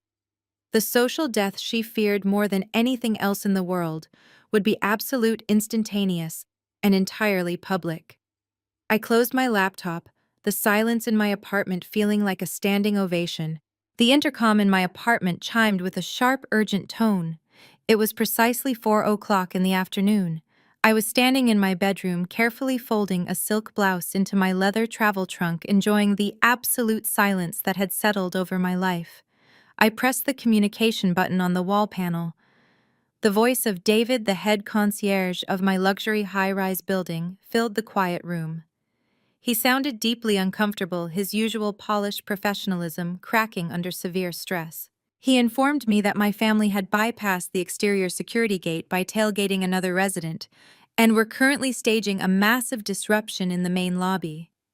They were shouting, making demands, and refusing to leave until I came down to face them. David apologized profusely, stating that he had 2 security guards actively blocking them from accessing the private resident elevators, but he needed my authorization to call the city police to have them forcibly removed for trespassing. I did not authorize the police. Calling the authorities would end the confrontation too quickly. It would allow them to retreat back into their manufactured victimhood without facing the actual consequences of their actions. I told David to hold his position and keep the security doors locked. I was coming down. I walked over to the entryway console table and picked up the sleek black folder. It felt surprisingly light in my hands, considering it contained the absolute destruction of my sister's marriage and the final nail in my family's financial coffin. I walked out of my apartment, stepped into the private elevator, and pressed the button for the ground floor. The descent was smooth and silent, a stark contrast to the absolute chaos waiting for me at the bottom. As the stainless steel doors slid open, the sound hit me like a physical wave. The lobby of my building was a masterpiece of modern architecture, featuring imported Italian marble floors, cascading water installations, and floor-to-ceiling glass walls. It was designed to exude wealth, tranquility, and exclusivity. My family was currently treating it like a discount retail parking lot. I stepped out of the elevator, but remained safely behind the thick, bulletproof glass security partition that separated the resident wing from the public reception area. 2 burly security guards stood firmly in front of the glass doors, their hands resting cautiously near their utility belts. On the other side of the glass, the scene was entirely pathetic. My mother was hyperventilating her designer clothes, looking rumpled and frantic. She had clearly come straight from her catastrophic humiliation at the country club. Her mascara was smeared and she was gripping her expensive handbag like a life preserver. My father was red in the face, jabbing his finger at the concierge desk, threatening to sue the building management and demanding they grant him access to his daughter. Chelsea was standing slightly behind them, attempting to look frail and traumatized, holding her smartphone up to record the entire interaction for her imaginary audience of internet sympathizers. But it was Trey who was causing the most significant disturbance. The moment he saw me standing calmly behind the security glass, he lost whatever shred of composure he had left. He pushed past my father and marched directly up to the partition, his chest puffed out in a display of pure aggressive intimidation. He slammed his open palm against the thick glass, the sharp smack echoing loudly across the marble lobby. Several affluent residents who were waiting for their vehicles outside turned their heads in absolute shock. "You think you can hide behind these rent-a-cops?" Trey shouted, his voice booming through the lobby with unhinged fury. "You think living in this ivory tower makes you untouchable? You shut off our power. You shut off our water. You sent a man to our door to throw us out on the street. You are a disgusting, heartless corporate machine." I stood perfectly still, my expression entirely unreadable. I held the black folder loosely at my side, watching him perform. He was thriving on the attention feeding off the stares of the wealthy bystanders in the lobby. He desperately needed to be the hero of his own fabricated narrative. Trey pointed a thick, accusatory finger directly at my face, his voice rising to a theatrical pitch. "You love doing this, do you not?" he roared, making sure every single person in the vicinity could hear him. "You love looking down on a black man who is trying to build something real. You sit up there in your luxury apartment with your corporate privilege, and you actively use your money to crush an aspiring minority entrepreneur. You could not stand seeing me hustle. You could not stand seeing me trade digital assets and build independent wealth outside of your rigged corporate system. So you try to make us homeless. You are exactly what is wrong with this country. You are a racist, privileged oppressor hoarding your money while your own family freezes in the dark." My mother shrieked in agreement from the background, demanding that I unlock the doors and face them like a real woman. My father was shouting about respect and elder abuse. Chelsea kept her phone pointed at me, ready to capture my reaction and broadcast it to her followers as proof of my supposed cruelty. They expected me to engage.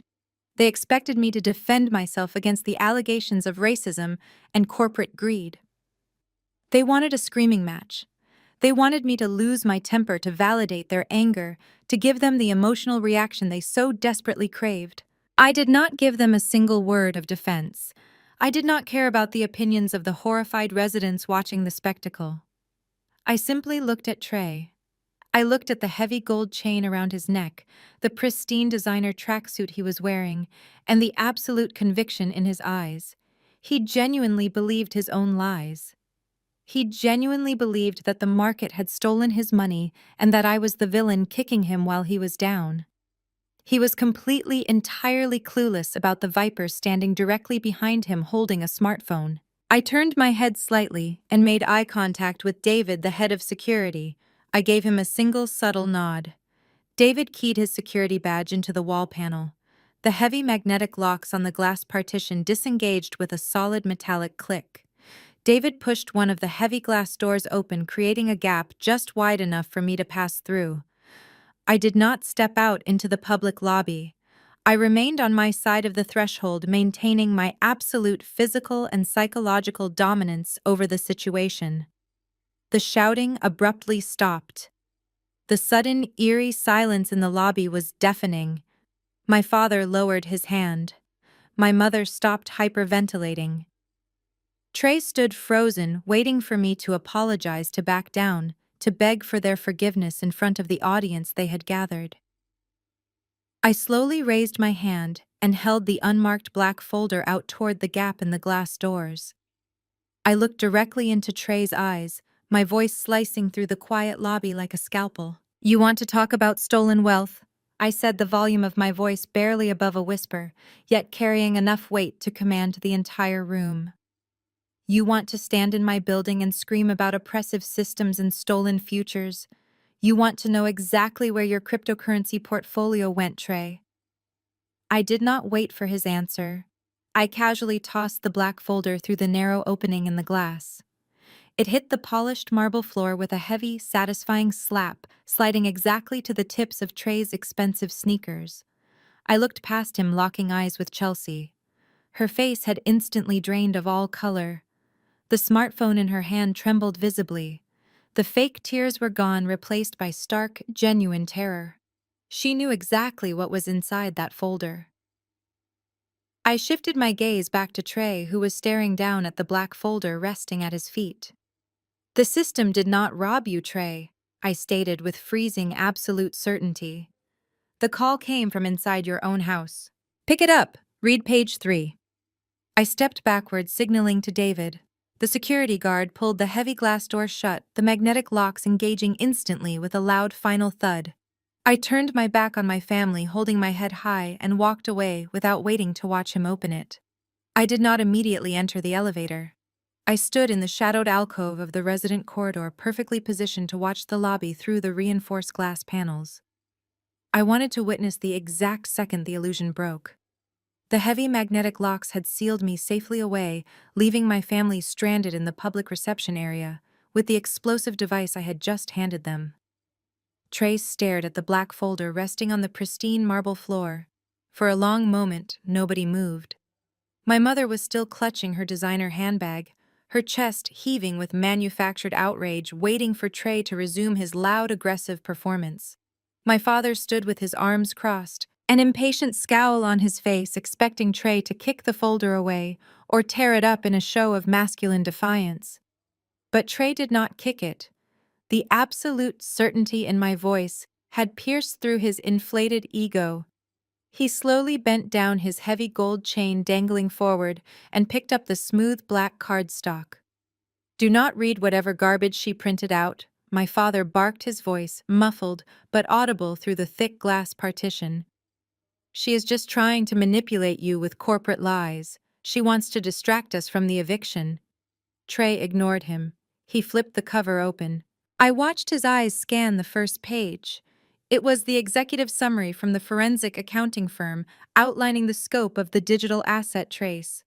His brow furrowed in confusion. This was not a legal threat or a corporate cease and desist. It was financial data. He flipped to the second page, tracing his finger down the printed columns. I knew exactly what he was looking at. It was the complete, unredacted ledger of his cryptocurrency wallet. He saw the exact timestamp when his entire portfolio, every single digital coin he had painstakingly traded and bragged about, was moved off the secure cold storage drive and dumped onto a commercial exchange. His aggressive posture began to dissolve. His shoulders slumped slightly. He turned to page 3. I had highlighted the most crucial data points in bright yellow ink to ensure he did not miss them. Trey stared at the IP address log. He might not have been a cybersecurity expert, but he knew how to read a basic location ping.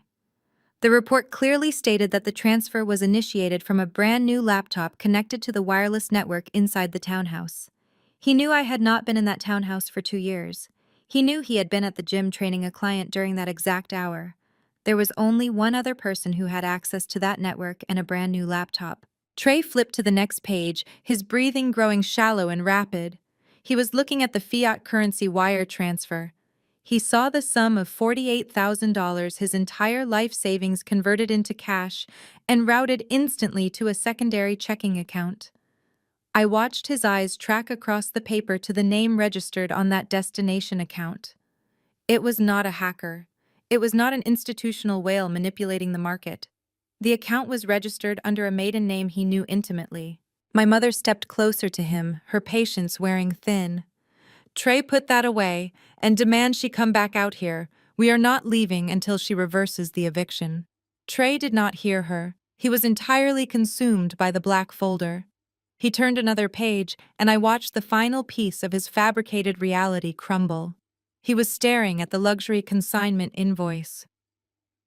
The high-resolution photograph of the pristine blue Hermes Birkin bag was printed clearly next to the price tag of $15,000.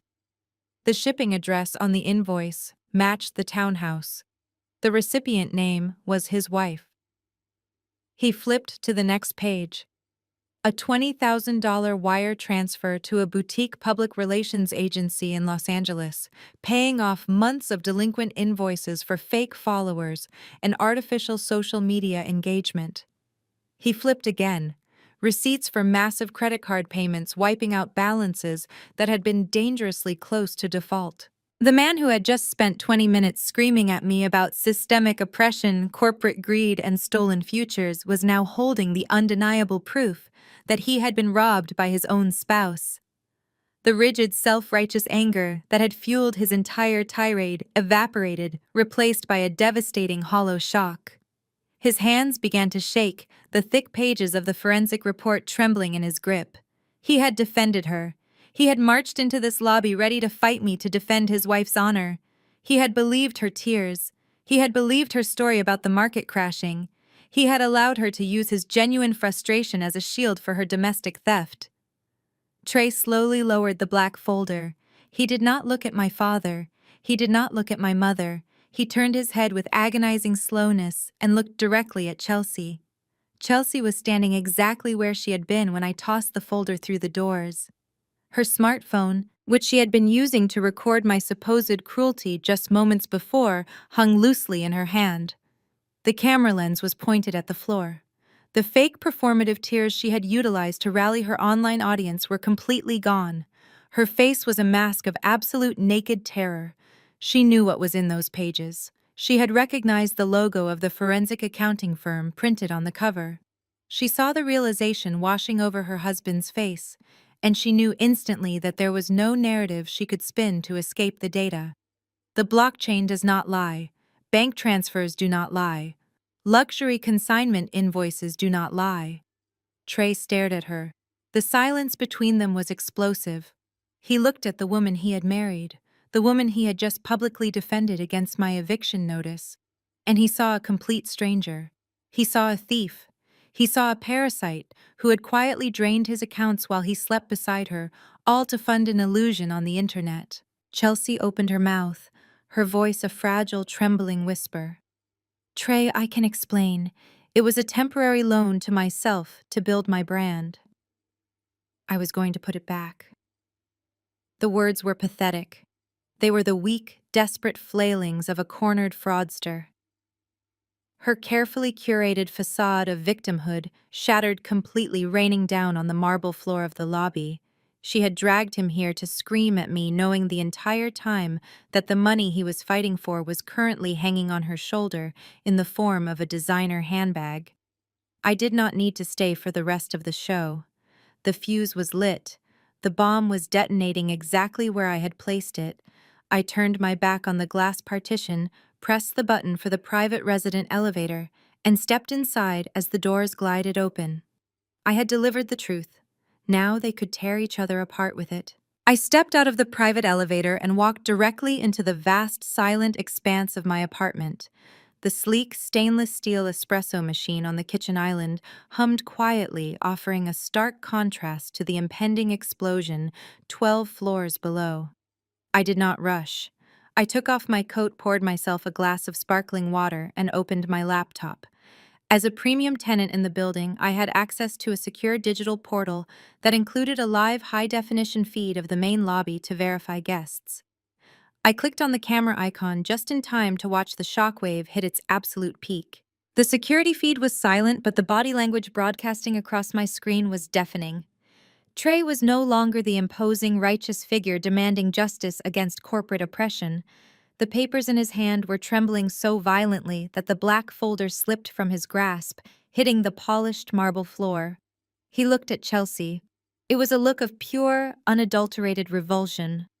The woman he had married, the woman he had just fiercely defended against my supposed cruelty, had not only stolen his entire net worth, but had weaponized his pride to cover her tracks.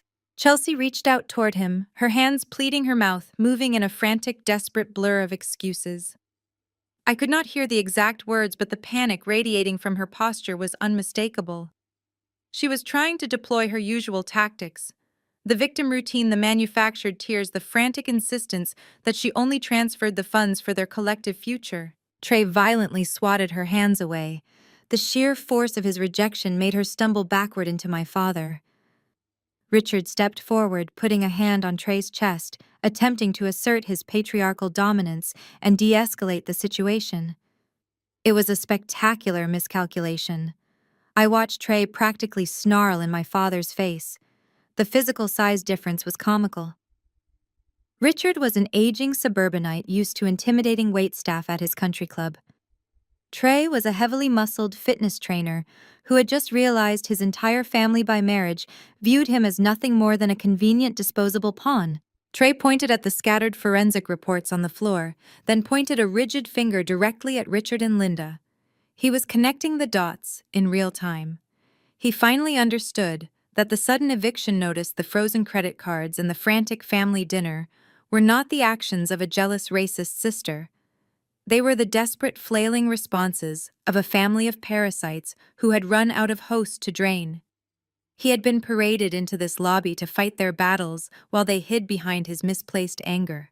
Worse than the financial theft was the social manipulation.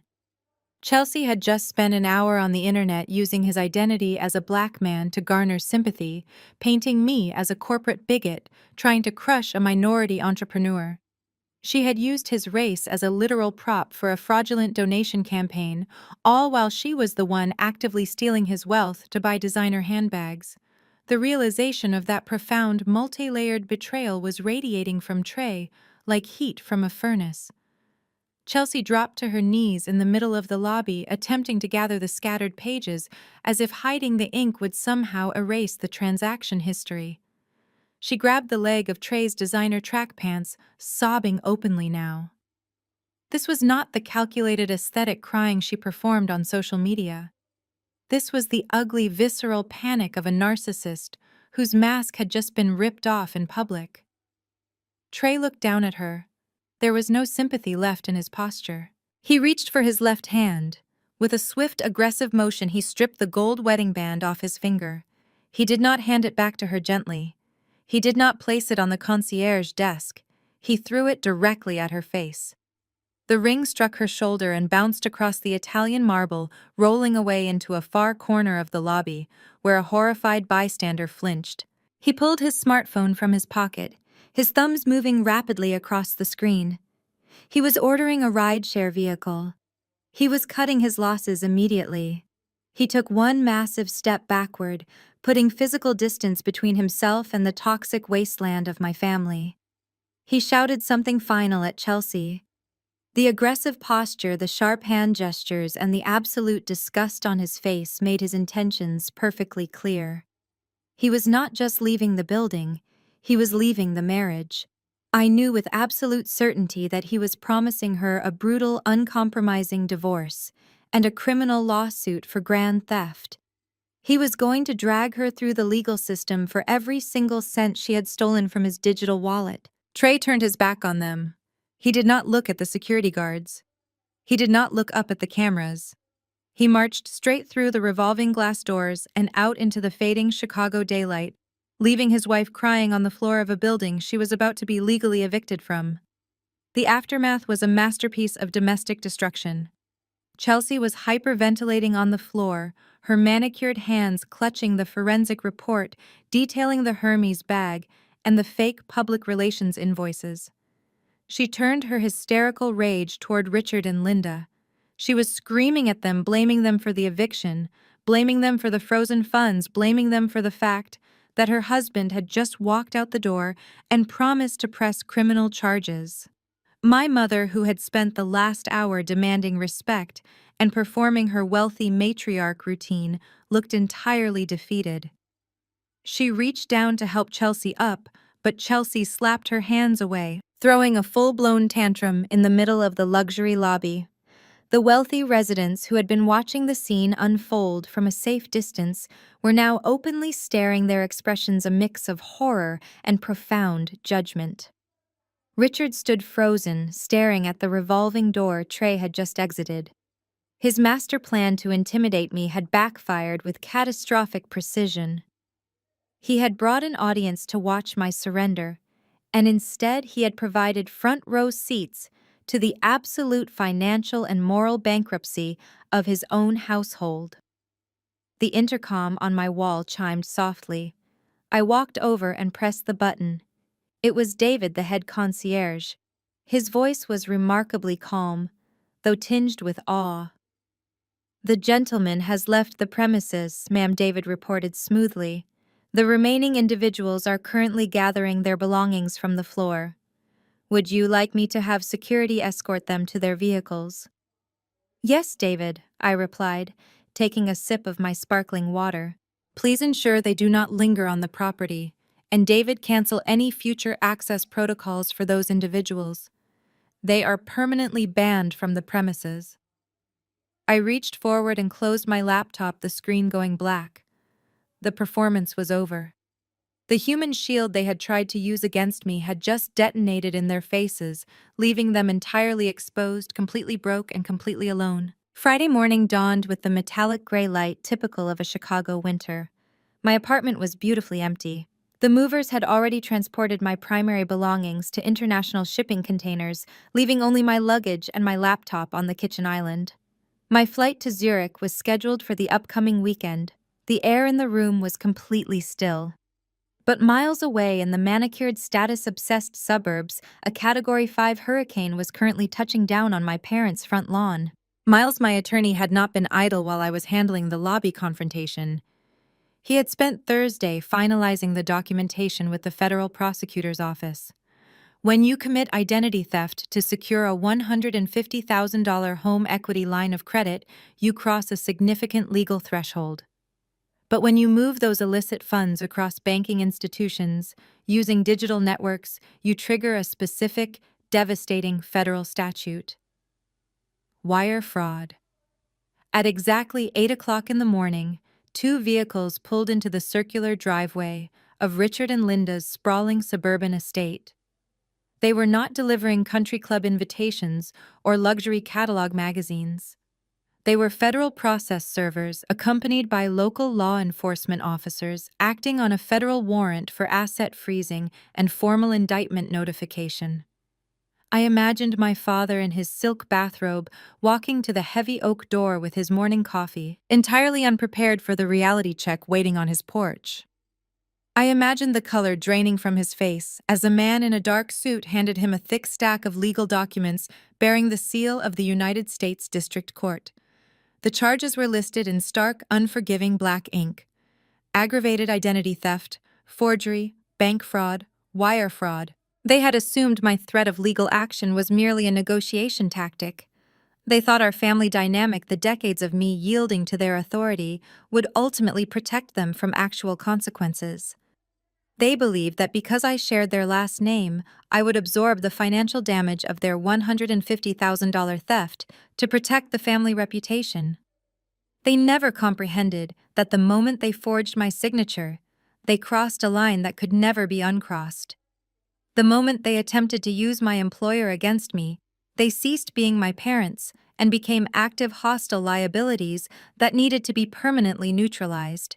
The legal definition of wire fraud is uncompromising. It requires a scheme to defraud and the use of interstate electronic communications to execute that scheme. When my father used his computer in Illinois to submit fraudulent loan documents to a banking server in another state, he triggered a federal jurisdiction. The mandatory minimums for these offenses were severe. The financial penalties were catastrophic. This was not a local civil dispute over a broken contract. This was a federal criminal indictment. My mobile phone began to vibrate violently on the marble countertop. The screen lit up, slicing through the quiet morning atmosphere of my apartment. The caller identification displayed my father's name. It was not the relentless, angry buzzing of a man demanding obedience. It was not the arrogant ring of a patriarch expecting his daughter to submit to his authority. It was the desperate, continuous ringing of a man who had just looked over the edge of a cliff and realized he was already falling. I let the device vibrate against the stone surface for a long time. I watched the screen flash, imagining the scene unfolding in his grand suburban foyer. The federal agent standing on his custom-woven rug, the neighbors peering through their blinds, the absolute collapse of the pristine social image he had spent his entire life curating. I let it ring 4 times before I calmly swiped the screen to accept the connection. I did not offer a greeting. I simply activated the speakerphone and waited in the silence. "Vivian?" My father gasped. His voice was completely unrecognizable. The booming, authoritative baritone he used to command dining rooms and intimidate waitstaff was entirely gone. He sounded frail, terrified, and utterly broken. He was hyperventilating, struggling to draw oxygen into his lungs through sheer panic. "Vivian, please tell me this is a mistake," he begged, his words tumbling over each other in a frantic, uncoordinated rush. "There are federal agents outside my house. They handed me a subpoena. They froze all the bank accounts. They are talking about wire fraud and mandatory minimum sentencing. They have copies of the equity loan documents. You have to call your lawyers right now. You have to call them off. Tell them it was a misunderstanding." I listened to his panic, feeling absolutely nothing but a clinical, detached observation. This was the man who had slammed his fist on the dining table, demanding I drain my retirement to fund my sister's fake lifestyle. This was the man who had laughed in my face and told me I was trapped. "Are you going to let your old parents sit in federal prison?" He sobbed, the desperation stripping away every last ounce of his pride. "My career is over. The country club board is already calling me. The bank notified my employer about the fraud investigation. I am going to lose my job. I will lose everything. We will be ruined. You cannot do this to us. We are your blood. We are your family. Please, Vivian, I am begging you. I am on my knees begging you." His pathetic weeping echoed through my pristine, empty apartment. The great patriarch reduced to crying and begging the daughter he had tried to destroy just 48 hours prior. I let his sobs echo through the speaker of my phone for another 10 seconds. I wanted the sound of his complete surrender permanently etched into my memory. This was the man who had spent his entire life demanding absolute obedience, wielding his authority like a weapon against anyone who dared to question his financial acumen. Now he was reduced to a weeping, hyperventilating mess, begging for salvation from the very daughter he had tried to destroy just 48 hours prior. "You said something very interesting to me at dinner, Dad," I began, keeping my voice as hard and smooth as polished glass. "You said I needed to understand how the real world works. You told me I had no choice." He tried to babble an excuse, offering frantic, disjointed apologies that bled into fresh sobs, but I cut him off immediately. "You were absolutely right about one thing," I continued, slicing through his panic. "The law is remarkably fair when you actually apply it. The federal government does not care about your country club status. The authorities do not care about your golf handicap or your delicate suburban reputation. And they certainly do not care that you felt entitled to steal your daughter's identity to fund your financial failures. Vivian, please, they are going to take everything." He wailed, the reality of the federal indictment finally crushing the last remnants of his ego. "They are going to take it all," I confirmed with absolute indifference.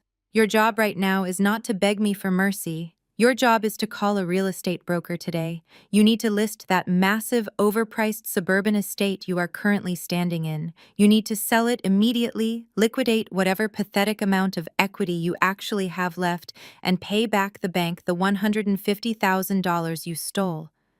If you manage to repay the stolen funds before the federal prosecutor brings the indictment to a grand jury, they might reduce the mandatory minimum sentence. But if you try to fight this, if you try to hire a defense attorney and drag my name through a courtroom, you will die in a federal penitentiary." "But where will your mother and I live?" he cried out, his voice cracking under the weight of his impending homelessness. "That sounds like a severe systemic hurdle," I replied, throwing his precious son-in-law's words right back at him. "I suggest you pull yourself up by your bootstraps." I pressed the red button on my screen. The line went dead. The silence returned to my kitchen, pristine and heavy with finality. I took a slow, deep breath, savoring the absolute control I had reclaimed over my existence. But the quiet only lasted for exactly 3 minutes. My screen illuminated again. This time, the caller identification displayed Chelsea's name. I answered the call, genuinely curious to hear the final act of her tragic self-inflicted play. The moment the connection opened, I was hit with a wall of hysterical screaming. It was not the curated, delicate influencer tears she had deployed on her livestream to manipulate her followers. This was raw, visceral, hyperventilating panic. Her teeth were audibly chattering through the receiver. The temperature in Chicago was hovering near freezing, and the townhouse had been without heating or electricity since yesterday morning. "Vivian, you have to let me back into your life!" she shrieked, the panic making her voice pitch wildly. "Trey is gone." He packed his bags, took the car, and left me here. He emptied the joint checking account and said he is filing for divorce on Monday. I have no money, the power is off, the water is shut off. It is freezing in here and I cannot even flush the toilet. I have absolutely nowhere to go. I leaned against the marble counter taking a sip of my coffee. "You have an entire network of supportive followers," I reminded her casually. Did the fraudulent donation campaign not generate enough capital to book a heated hotel room? "Go to hell!" she screamed, the venom temporarily overpowering her desperation. The platform suspended the campaign. Trey logged in and reported it for fraud. "They froze all the payouts. I have nothing, Vivian. Mom and Dad will not answer my calls. Their phones are going straight to voicemail. I need you to send an Uber and book me a room at the Marriott. Please, I am your sister." I took a moment to appreciate the flawless symmetry of their collective destruction. My parents were ignoring Chelsea because federal agents were currently tearing their home office apart, looking for financial documents. Trey had completely outmaneuvered her, using his legitimate status as a victim of her theft to freeze her illicit income and leave her stranded without a vehicle. She was isolated in a dark, freezing box of her own making, entirely cut off from the enablers who had protected her from reality her entire life. "You made a conscious decision to steal from your husband, weaponize his race against me on the internet, and sit smiling at a dining table while our parents tried to extort my life savings." I stated, my tone devoid of any familial warmth or sympathy. "You wanted to be an independent lifestyle creator. This is your new lifestyle, Chelsea. Experience it fully." She started to scream again, throwing out curses and desperate apologies in the exact same breath. She promised to delete the videos. She promised to apologize publicly. She promised she would get a real job and pay me back every single cent she owed. "The eviction timeline expires on Monday morning," I reminded her, cutting sharply through her frantic bargaining. "When the county sheriff arrives, you need to be completely off the property. If you leave your designer bags behind in the dark, they will be considered abandoned assets and sold at auction to cover the legal fees for the eviction process. Bundle up, Chelsea. Up." I hear the public transit system is quite reliable this time of year. I did not wait for her response. I pulled the phone away from my ear and tapped the red button. The frantic screaming was instantly silenced. I opened her contact profile on my device. I scrolled down past her heavily filtered profile picture and firmly pressed the option to block the caller. A small confirmation prompt appeared on the screen. I tapped confirm. I backed out to my recent calls list and opened my father's profile. Block caller, confirm. I found my mother's number next. Block caller, confirm. I systematically severed every digital artery connecting me to the toxic wasteland of my biological family. I set the phone down on the counter. The purge was complete. I was entirely, wonderfully alone. Saturday morning at O'Hare International Airport offered a completely different atmosphere than the freezing, chaotic streets of the city I was leaving behind. I sat in a secluded, soundproof pod inside the exclusive first-class international lounge. The air here smelled of rich espresso-polished leather and expensive cedar. Soft, ambient jazz played through hidden speakers, entirely masking the roar of the jet engines on the tarmac outside. My sleek carry-on luggage sat neatly by my feet. In exactly 2 hours, I would board a direct flight to Zurich, taking my seat in a private business-class suite. I was sipping a perfectly crafted cappuccino, enjoying the absolute pristine silence of a life completely unburdened by toxic obligations. Then my mobile device vibrated against the thick glass of the side table. I had blocked my father. I had blocked my mother. I had blocked my sister. I had systematically severed every digital connection to my biological family. Yet the screen illuminated with an incoming message from an unsaved, unknown local number. My corporate instincts, honed by years of anticipating supply chain disruptions, immediately recognized a breach in the perimeter. Richard was an arrogant, desperate man who had just been handed a federal indictment. A man facing mandatory minimum sentencing in a federal penitentiary does not simply accept defeat and go quietly into the night. He finds another weapon. He borrows a phone. I picked up the device and opened the text message. There was no greeting. There was only a high-resolution photograph followed immediately by a dense block of frantic capitalized text. I tapped on the image to expand it across my screen. The composition of the photograph was deliberately orchestrated to maximize emotional damage and trigger immediate blind panic. It showed my mother Linda lying in a sterile hospital bed. A thin, pale blue thermal blanket was pulled tightly up to her chin. A clear plastic oxygen cannula rested beneath her nose, the tubing wrapping around her ears. Her eyes were closed, and her face was arranged into a dramatic, tragic mask of profound physical suffering. The fluorescent lights of the medical facility cast harsh shadows across her cheekbones, making her look incredibly frail and close to the end. It was the ultimate, undeniable visual of suburban maternal martyrdom. I swiped down to read the accompanying text message.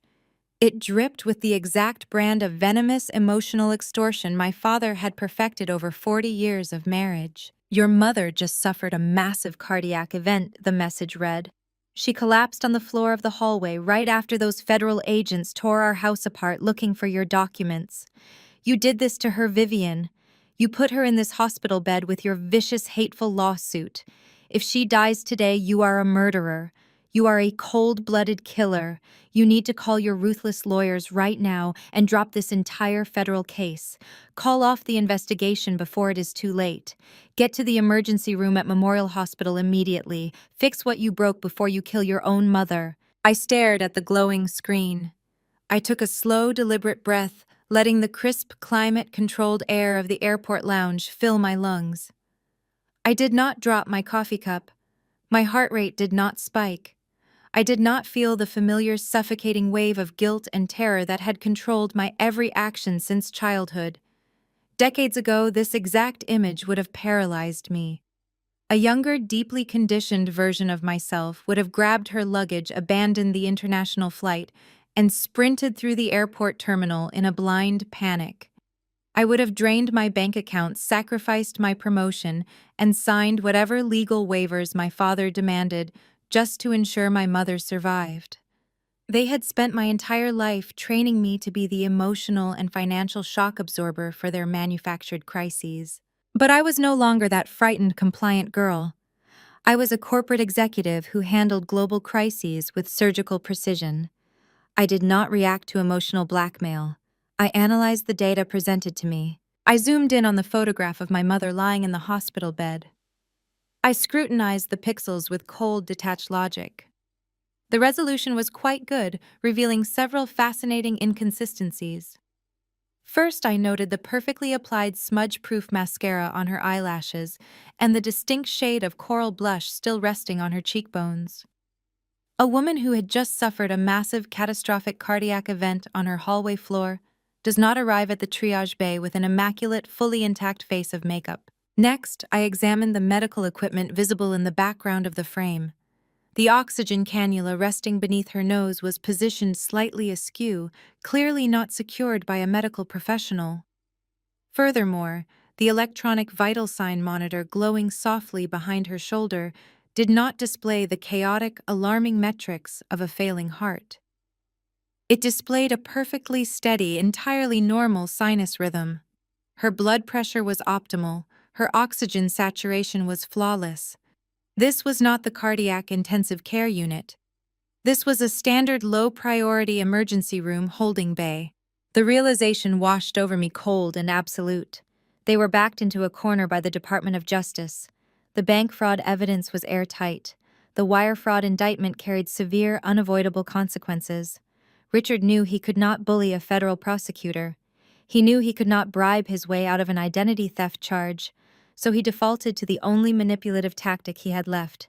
He attempted to break the primary witness. He honestly believed that staging a dramatic medical emergency would trigger a lifetime of ingrained obedience.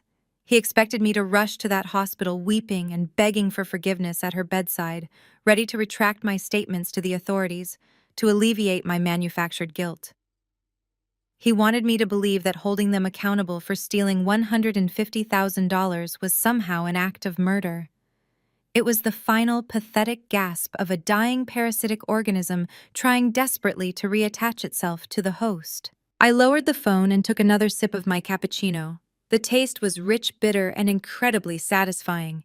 The sheer audacity of their performance did not evoke sympathy. It only cemented my absolute disgust. They were willing to fake a life-threatening illness, wasting valuable emergency room resources simply to escape the legal consequences of their own greed. However, I knew I could not simply ignore the message. Ignoring it would leave a loose thread in the narrative.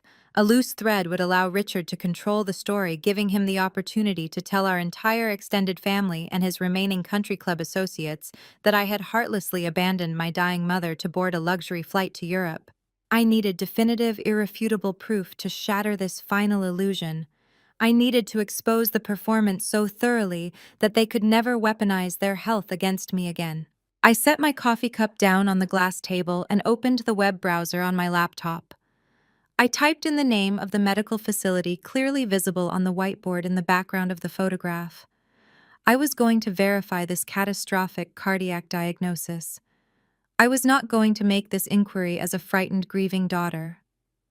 I was going to make it as a forensic auditor fact-checking a highly suspicious fraudulent expense report. I picked up my phone and dialed the main switchboard for Memorial Hospital. The automated voice on the hospital switchboard droned through a series of robotic prompts. I pressed 0 repeatedly until the line clicked over to a human operator. I asked to be connected directly to the emergency department charge nurse regarding a patient recently admitted for a severe cardiac event. The operator transferred me, and after a brief hold, a woman with a tired clinical voice answered the line.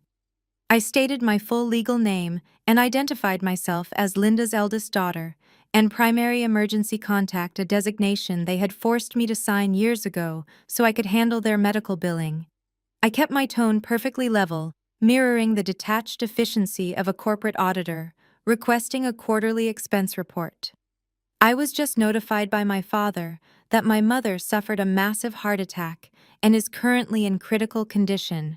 I said, clearly ensuring every syllable was articulate and precise. I need you to verify her current status, her room number in the intensive care unit, and the name of the attending cardiologist. I heard the rapid clacking of a keyboard on the other end of the line. The nurse paused. There was a distinct sound of confusion in her breath. "Ma'am," the nurse replied, her professional tone wavering slightly. "I am looking at the patient file right now. There must be a significant miscommunication. Your mother was not admitted for a cardiac event, and she is certainly not in the intensive care unit." I leaned back into the plush leather chair of the airport lounge. "Explain the discrepancy," I instructed. The nurse cleared her throat, likely trying to find a polite way to describe my mother's theatrics. "The patient arrived via private vehicle approximately 2 hours ago, experiencing a standard panic attack. She was hyperventilating and exhibiting signs of acute stress. We ran a full cardiac panel just to be safe. Her electrocardiogram was completely normal. Her cardiac enzymes showed absolutely 0 signs of distress. She has a perfectly healthy heart." According to the intake notes, her husband mentioned they were dealing with a sudden severe financial crisis involving federal authorities, which triggered the anxiety episode. I took a slow sip of my cappuccino. "And her current location?" I asked. "We gave her a paper bag to regulate her breathing and a mild over-the-counter sedative to calm her nerves," the nurse explained. "We kept her in a triage holding bay for 45 minutes for basic observation. The attending physician cleared her for discharge over an hour ago. She refused a wheelchair and walked out to the parking garage on her own 2 feet with her husband. They are no longer on the premises. I thanked the nurse for her time, praising her efficiency, and ended the call. I set the smartphone face down on the glass table. For a long, silent moment, I simply stared at the blank screen. The sheer, unadulterated pathology of their lie was breathtaking. They had not just exaggerated a medical scare, they had actively staged a fraudulent deathbed scene. Richard must have snapped that photograph during the brief 45-minute window they spent in the emergency room triage bay. He had deliberately framed the shot to capture the sterile hospital, lighting the plastic oxygen tubing they had likely requested for dramatic effect, and the blank monitors in the background. He had waited until they were safely walking back to their luxury vehicle before sending me the text message. He wanted to ensure I was completely blinded by manufactured grief while they were already driving home to deal with their foreclosure notices. They genuinely believed they could leverage the illusion of mortality to force me to drop a federal wire fraud indictment. They thought the biological programming of a daughter would override the logical processing of a corporate executive. A cold, sharp smirk broke across my face. It was not a smile of amusement. It was the physical manifestation of absolute, undeniable victory. Any lingering, microscopic trace of guilt that might have survived in the darkest corners of my conscience was instantly incinerated. Any societal conditioning that whispered about familial duty or unconditional love was completely eradicated. They had handed me the final proof of their moral bankruptcy. They were not parents. They were not family.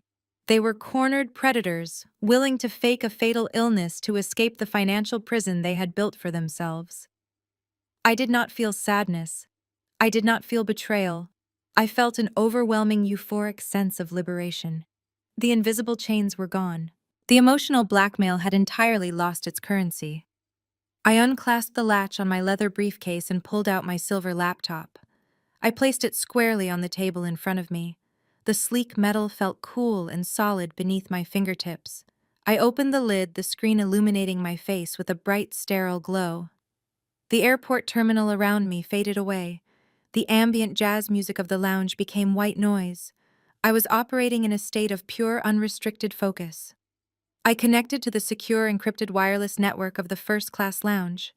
I opened my primary email client, the screen displaying my empty outbox. I was not going to send a reply to the unknown number. I was not going to call Richard back to inform him that his pathetic medical charade had been exposed. Engaging with them directly would validate their attempt at communication. It would give them the oxygen they so desperately craved. Instead, I was going to sever the narrative permanently. I was going to take the match they had lit and drop it directly onto the gasoline-soaked bridge they were standing on. They wanted to play a game of public reputation. They wanted to use the fear of social ruin to keep me compliant. It was time to show them what actual, irreversible social ruin looked like. I navigated to my contact directory. I did not just select my parents. I began to compile a master list. I selected every aunt and uncle who had ever enabled their behavior. I selected the cousins who had attended Chelsea's lavish credit card-funded parties.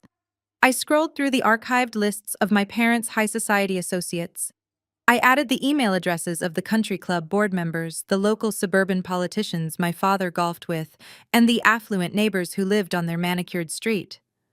I even added Trey's personal email address, ensuring the collateral damage reached every single corner of their manufactured universe. I was creating a massive, unavoidable digital auditorium. I was gathering the exact audience they had spent their entire lives trying to impress and manipulate. They had spent decades whispering lies behind my back to elevate their own status. I was preparing to hand that entire audience the unvarnished, heavily documented truth. My fingers hovered over the keyboard, steady and resolute, ready to draft the final, undeniable verdict. The melodic chime of the public address system echoed through the vaulted ceiling of the first-class lounge. A crisp, professional voice announced the final boarding call for the direct flight to Zurich. I had exactly 12 minutes before the gate doors closed. It was more than enough time to execute the final maneuver. My cursor blinked steadily in the blind carbon copy field of my email client. I had spent the last 20 minutes meticulously compiling a master directory of social destruction. The list contained over 300 individual addresses. I included every single member of my parents' extended family, focusing heavily on the gossipy aunts and judgmental uncles who had spent decades comparing me unfavorably to my sister. I added the entire executive board of their prestigious suburban country club, ensuring the wealthy elites who defined my parents' social worth were given front row seats to their downfall. I included their neighborhood homeowners association, their regular dinner party guests, and finally I typed in Trey's personal email address. There would be no controlled narrative. There would be no tearful manufactured story about an ungrateful daughter abandoning her family. There would only be the undeniable documented truth delivered directly to the inboxes of everyone they had ever tried to impress. I moved my cursor to the subject line and typed with deliberate rhythmic strokes.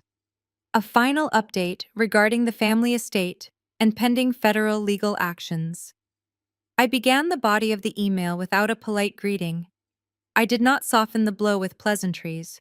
I wrote it with the exact same clinical, detached efficiency I used to terminate failing corporate vendors. To all concerned parties, I typed the keys clacking softly under my fingers. I am writing to provide absolute clarity regarding the sudden changes in my family's financial and legal circumstances. Effective immediately, I have permanently severed all personal and financial ties with Richard, Linda, and Chelsea. For those of you who have been subjected to their fabricated stories of my supposed cruelty or sudden departure, please consider this the official record of events. I paused, taking a slow sip of my rapidly cooling coffee before continuing to the first major revelation. I wanted to ensure Chelsea had absolutely no room to manipulate her online followers or local friends. First, regarding the townhouse currently occupied by my sister. Chelsea has broadcasted a narrative claiming I am unfairly evicting her to protect corporate wealth. The truth is far simpler. Chelsea has been utilizing a residential property for unlicensed commercial activities while simultaneously stealing $48,000 from her husband's digital asset portfolio to fund her influencer lifestyle. Because of these severe lease violations and her documented domestic theft, I have not just issued an eviction notice, I have completely liquidated the asset. As of this morning, the townhouse has been sold as is to a commercial holding company that specializes in distressed property reclamation and aggressive debt recovery. They do not negotiate with squatters. By Monday morning, a professional extraction team will arrive to gut the property. Chelsea is currently unemployed, entirely devoid of assets, and officially single. Any donations you send to her fraudulent online campaigns are actively funding a documented thief. I let that paragraph breathe on the screen. It was a flawless execution of her fake empire. Then I turned my attention to the main targets, Richard and Linda. It was time to strip away the veneer of their generational wealth and expose the federal criminals hiding underneath. Second, regarding my parents' sudden absence from your social calendars, I typed my eyes cold and focused. Richard and Linda are currently facing a severe federal indictment. 3 days ago, my father colluded with a corrupt notary to forge my signature on a bank document, successfully securing a fraudulent home equity line of credit for $150,000 against my property. They committed identity theft, bank fraud, and wire fraud across state lines to maintain their country club memberships and their suburban facade. I made sure to emphasize the next sentence, knowing how it would shatter their standing in their affluent community. My legal counsel is currently working directly with the bank's fraud division and federal prosecutors to ensure they face the maximum mandatory minimum sentencing for these federal offenses. If you have entrusted Richard with any of your personal financial investments or joint business ventures, I highly recommend you audit your accounts immediately. The federal agents who raided their home this morning have already seized their hardware. I read over the paragraphs. The prose was lethal. It left absolutely no room for interpretation, no shadows for them to hide in. It laid out their crimes, their failures, and their impending destruction for their entire social circle to consume over their morning coffee. I moved to the final line of the email. I wanted the closing to be polite, brief, and completely devoid of empathy. It needed to be the digital equivalent of turning my back and walking away. I wish my family a lifetime of peace as they navigate the catastrophic, unavoidable consequences they have built with their own hands. Do not attempt to contact me. I moved my cursor over the send button. I did not hesitate. I did not feel a sudden surge of familial guilt. I felt the powerful, intoxicating rush of absolute liberation. I clicked the button. A small notification popped up on the screen, confirming that the message had been successfully dispatched to over 300 recipients. The digital bomb had been dropped, and the blast radius would completely level their fabricated reality. I closed my silver laptop and slid it smoothly into my leather briefcase. I stood up, adjusting the lapels of my tailored coat, and picked up my carry-on luggage. I walked out of the secluded pod, moving through the luxurious lounge with my head held high. The airport concierge smiled warmly as I passed the front desk, wishing me a pleasant journey. I thanked her politely and stepped out into the bustling main concourse. I walked toward my departure gate. Through the massive glass windows of the terminal, I could see the sleek white fuselage of the international jet waiting on the tarmac. It was my vessel to a completely new existence. I handed my passport and boarding pass to the gate agent. She scanned the documents, the machine emitting a cheerful green light. "Welcome aboard," she said, gesturing toward the jet bridge. I stepped onto the carpeted ramp, the sounds of the Chicago airport fading behind me. I was leaving the country, leaving the toxicity, and leaving the parasitic remnants of my bloodline to drown in the flood they had created. I walked down the jet bridge, ready to take my seat in the sky. The heavy cabin door of the aircraft sealed shut with a soft, definitive thud, locking out the noise, the drama, and the toxic remnants of my past. I settled into my private business class suite, accepting a glass of vintage champagne from the flight attendant. As the massive jet accelerated down the runway at O'Hare and lifted into the slate-gray Chicago sky, I did not look out the window to say a tearful goodbye. I leaned back into the plush leather seat, closed my eyes, and felt the immense suffocating gravity of familial obligation detach from my shoulders entirely. I was weightless. The international flight was flawless, a quiet and luxurious transition between the life I had survived and the empire I was about to command. 6 months passed with the clean, ruthless efficiency of a Swiss timepiece. I stood in the center of my new corner office in Zurich. The space was a masterpiece of minimalist European design, encased in floor-to-ceiling glass that offered an unobstructed, breathtaking panoramic view of the snow-capped Alps. The morning sunlight caught the jagged peaks of the mountains, casting a brilliant, blinding white glow across the horizon. The air inside the office smelled of rich, dark roasted espresso and expensive paper. I held a delicate porcelain cup in my hand, taking a slow, deliberate sip. The coffee was perfect bitter and completely grounding. I had spent the last half-year optimizing supply chains across Europe, earning the absolute respect of my corporate board and building a life entirely devoid of manufactured crises. I walked over to my pristine glass desk and tapped the trackpad of my laptop. The screen illuminated instantly.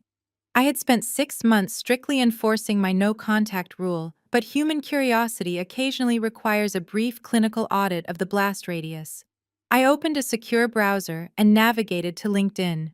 I did not search for my family members out of lingering affection. I searched for them with the detached fascination of a scientist observing a bacterial culture under a microscope. I typed Richard's name into the search bar. His formerly immaculate, heavily curated professional profile was a wasteland. His executive title at the manufacturing firm had been stripped away months ago, replaced by a glaring, unexplainable gap in his employment history. A quick cross-reference through public legal databases confirmed exactly why. My email to the country club and his professional network combined with the federal indictment had been a fatal blow. The corporate world despises a liability, and a senior executive facing federal wire fraud charges is the ultimate liability. He had been unceremoniously fired. The financial records painted an even more satisfying picture. Without his inflated salary and buried under crushing federal defense attorney fees, Richard and Linda had been forced to file for Chapter 7 bankruptcy. It was not the strategic restructuring bankruptcy used by clever businessmen. It was a complete catastrophic liquidation of assets. The bank had seized the sprawling suburban estate, auctioning it off to cover their outstanding debts. Their luxury vehicles, their club memberships, their entire fabricated identity had been repossessed. They were currently renting a cramped two-bedroom apartment in a lower-middle-class neighborhood they used to openly mock. I closed his profile and typed in Chelsea's name. Her glorious reign as a digital lifestyle influencer had met a spectacular, highly publicized demise. Without my credit cards to fund her luxury purchases, and with Trey actively destroying her reputation online, her follower count had plummeted. The commercial holding company I sold the townhouse to had indeed executed the eviction with extreme prejudice. They had tossed her ring lights, her cheap tripods, and her fake designer wardrobe directly onto the sidewalk. Now, according to a rather pathetic update she had posted in a desperate attempt to garner sympathy, Chelsea was working 40 hours a week as a waitress at a mid-tier chain restaurant. The woman who had sneered at hard work and demanded a $5,000 monthly allowance was now wearing a polyester uniform and taking drink orders for minimum wage. Furthermore, the public court dockets showed that Trey had kept his promise. He was suing her in civil court for the $48,000 she had stolen from his cryptocurrency wallet, ensuring that every single dollar she earned from serving appetizers would be instantly garnished to pay off her legal judgments. They had tried to break me, and in the process they had absolutely annihilated themselves. I smiled, a genuine, relaxed expression of pure satisfaction. I moved my cursor to close the browser window. Suddenly, the burner smartphone sitting on the edge of my desk vibrated. It was an older device I had kept active solely to monitor any lingering legal updates regarding the federal fraud case in Chicago. I picked up the device. The screen displayed a new text message from an unsaved unknown American number. It was clearly a cheap prepaid phone, the last resort of a desperate person who had been blocked on every other conceivable platform. I opened the message. It contained a single venomous sentence completely devoid of punctuation or capitalization. "You destroyed this entire family." I stared at the glowing letters. I could picture my mother typing it from her cramped apartment, or perhaps Chelsea sending it during her break at the restaurant. They were still clinging to their delusions. They still believed that I was the architect of their ruin, refusing to acknowledge that I had simply handed them the bill for their own arrogant criminal choices. They expected a reaction. They expected me to feel a twinge of guilt, a fleeting moment of regret for standing my ground. I did not feel anything but profound, absolute peace. I smiled again. It was a cold, radiant smile. I reached to the side of the burner phone and used my manicured thumbnail to pop open the small plastic tray holding the subscriber identity module. I pulled the tiny American SIM card out of the device. The phone screen instantly flashed a warning that the network connection had been lost. The tether was permanently cut. The final bridge was burned to ash. I walked over to the sleek stainless steel waste receptacle sitting in the corner of my office. I held the tiny piece of plastic over the opening. "No," I said softly to the empty sunlit room, my voice steady and completely resolved. "I just took out the trash." I dropped the SIM card into the darkness of the bin. I turned my back on it, picked up my espresso, and looked out at the majestic, immovable mountains. The screen fades to black. The most profound lesson to extract from this story is that biology does not equate to an unconditional obligation to endure abuse. Society often conditions us to believe that family is everything, weaponizing the concept of loyalty to force us into accepting mistreatment, financial exploitation, and severe emotional manipulation. However, Vivian's journey beautifully shatters this dangerous illusion, teaching us a masterclass in self-preservation and the sheer power of establishing ironclad boundaries. We learn that you are never required to set yourself on fire, simply to keep toxic people warm, even if those people happen to share your last name. When family members view your hard-earned success not with genuine pride, but as a personal piggy bank to fund their own reckless choices and delusions, they cease to act as a family. They become parasites. Vivian's clinical detached response to her parents' and sisters' extortion teaches us that true empowerment comes from stripping away the emotional guilt and viewing the situation through a lens of absolute, unapologetic reality. Furthermore, this narrative highlights that financial and emotional independence is the ultimate shield against manipulation. By maintaining strict control over her assets and refusing to be swayed by manufactured crises, fake tears, or threats of social ruin, Vivian orchestrated her own complete liberation. The ultimate revenge against those who try to drag you down is not found in screaming matches or petty internet drama. It is found in cutting the tether, walking away with your dignity perfectly intact, and building a breathtakingly successful life completely out of their reach. You are allowed to protect your peace at all costs. Have you ever had to make the incredibly difficult choice to cut off toxic family members to protect your own future? Share your story in the comments below, and do not forget to like and subscribe for more empowering content.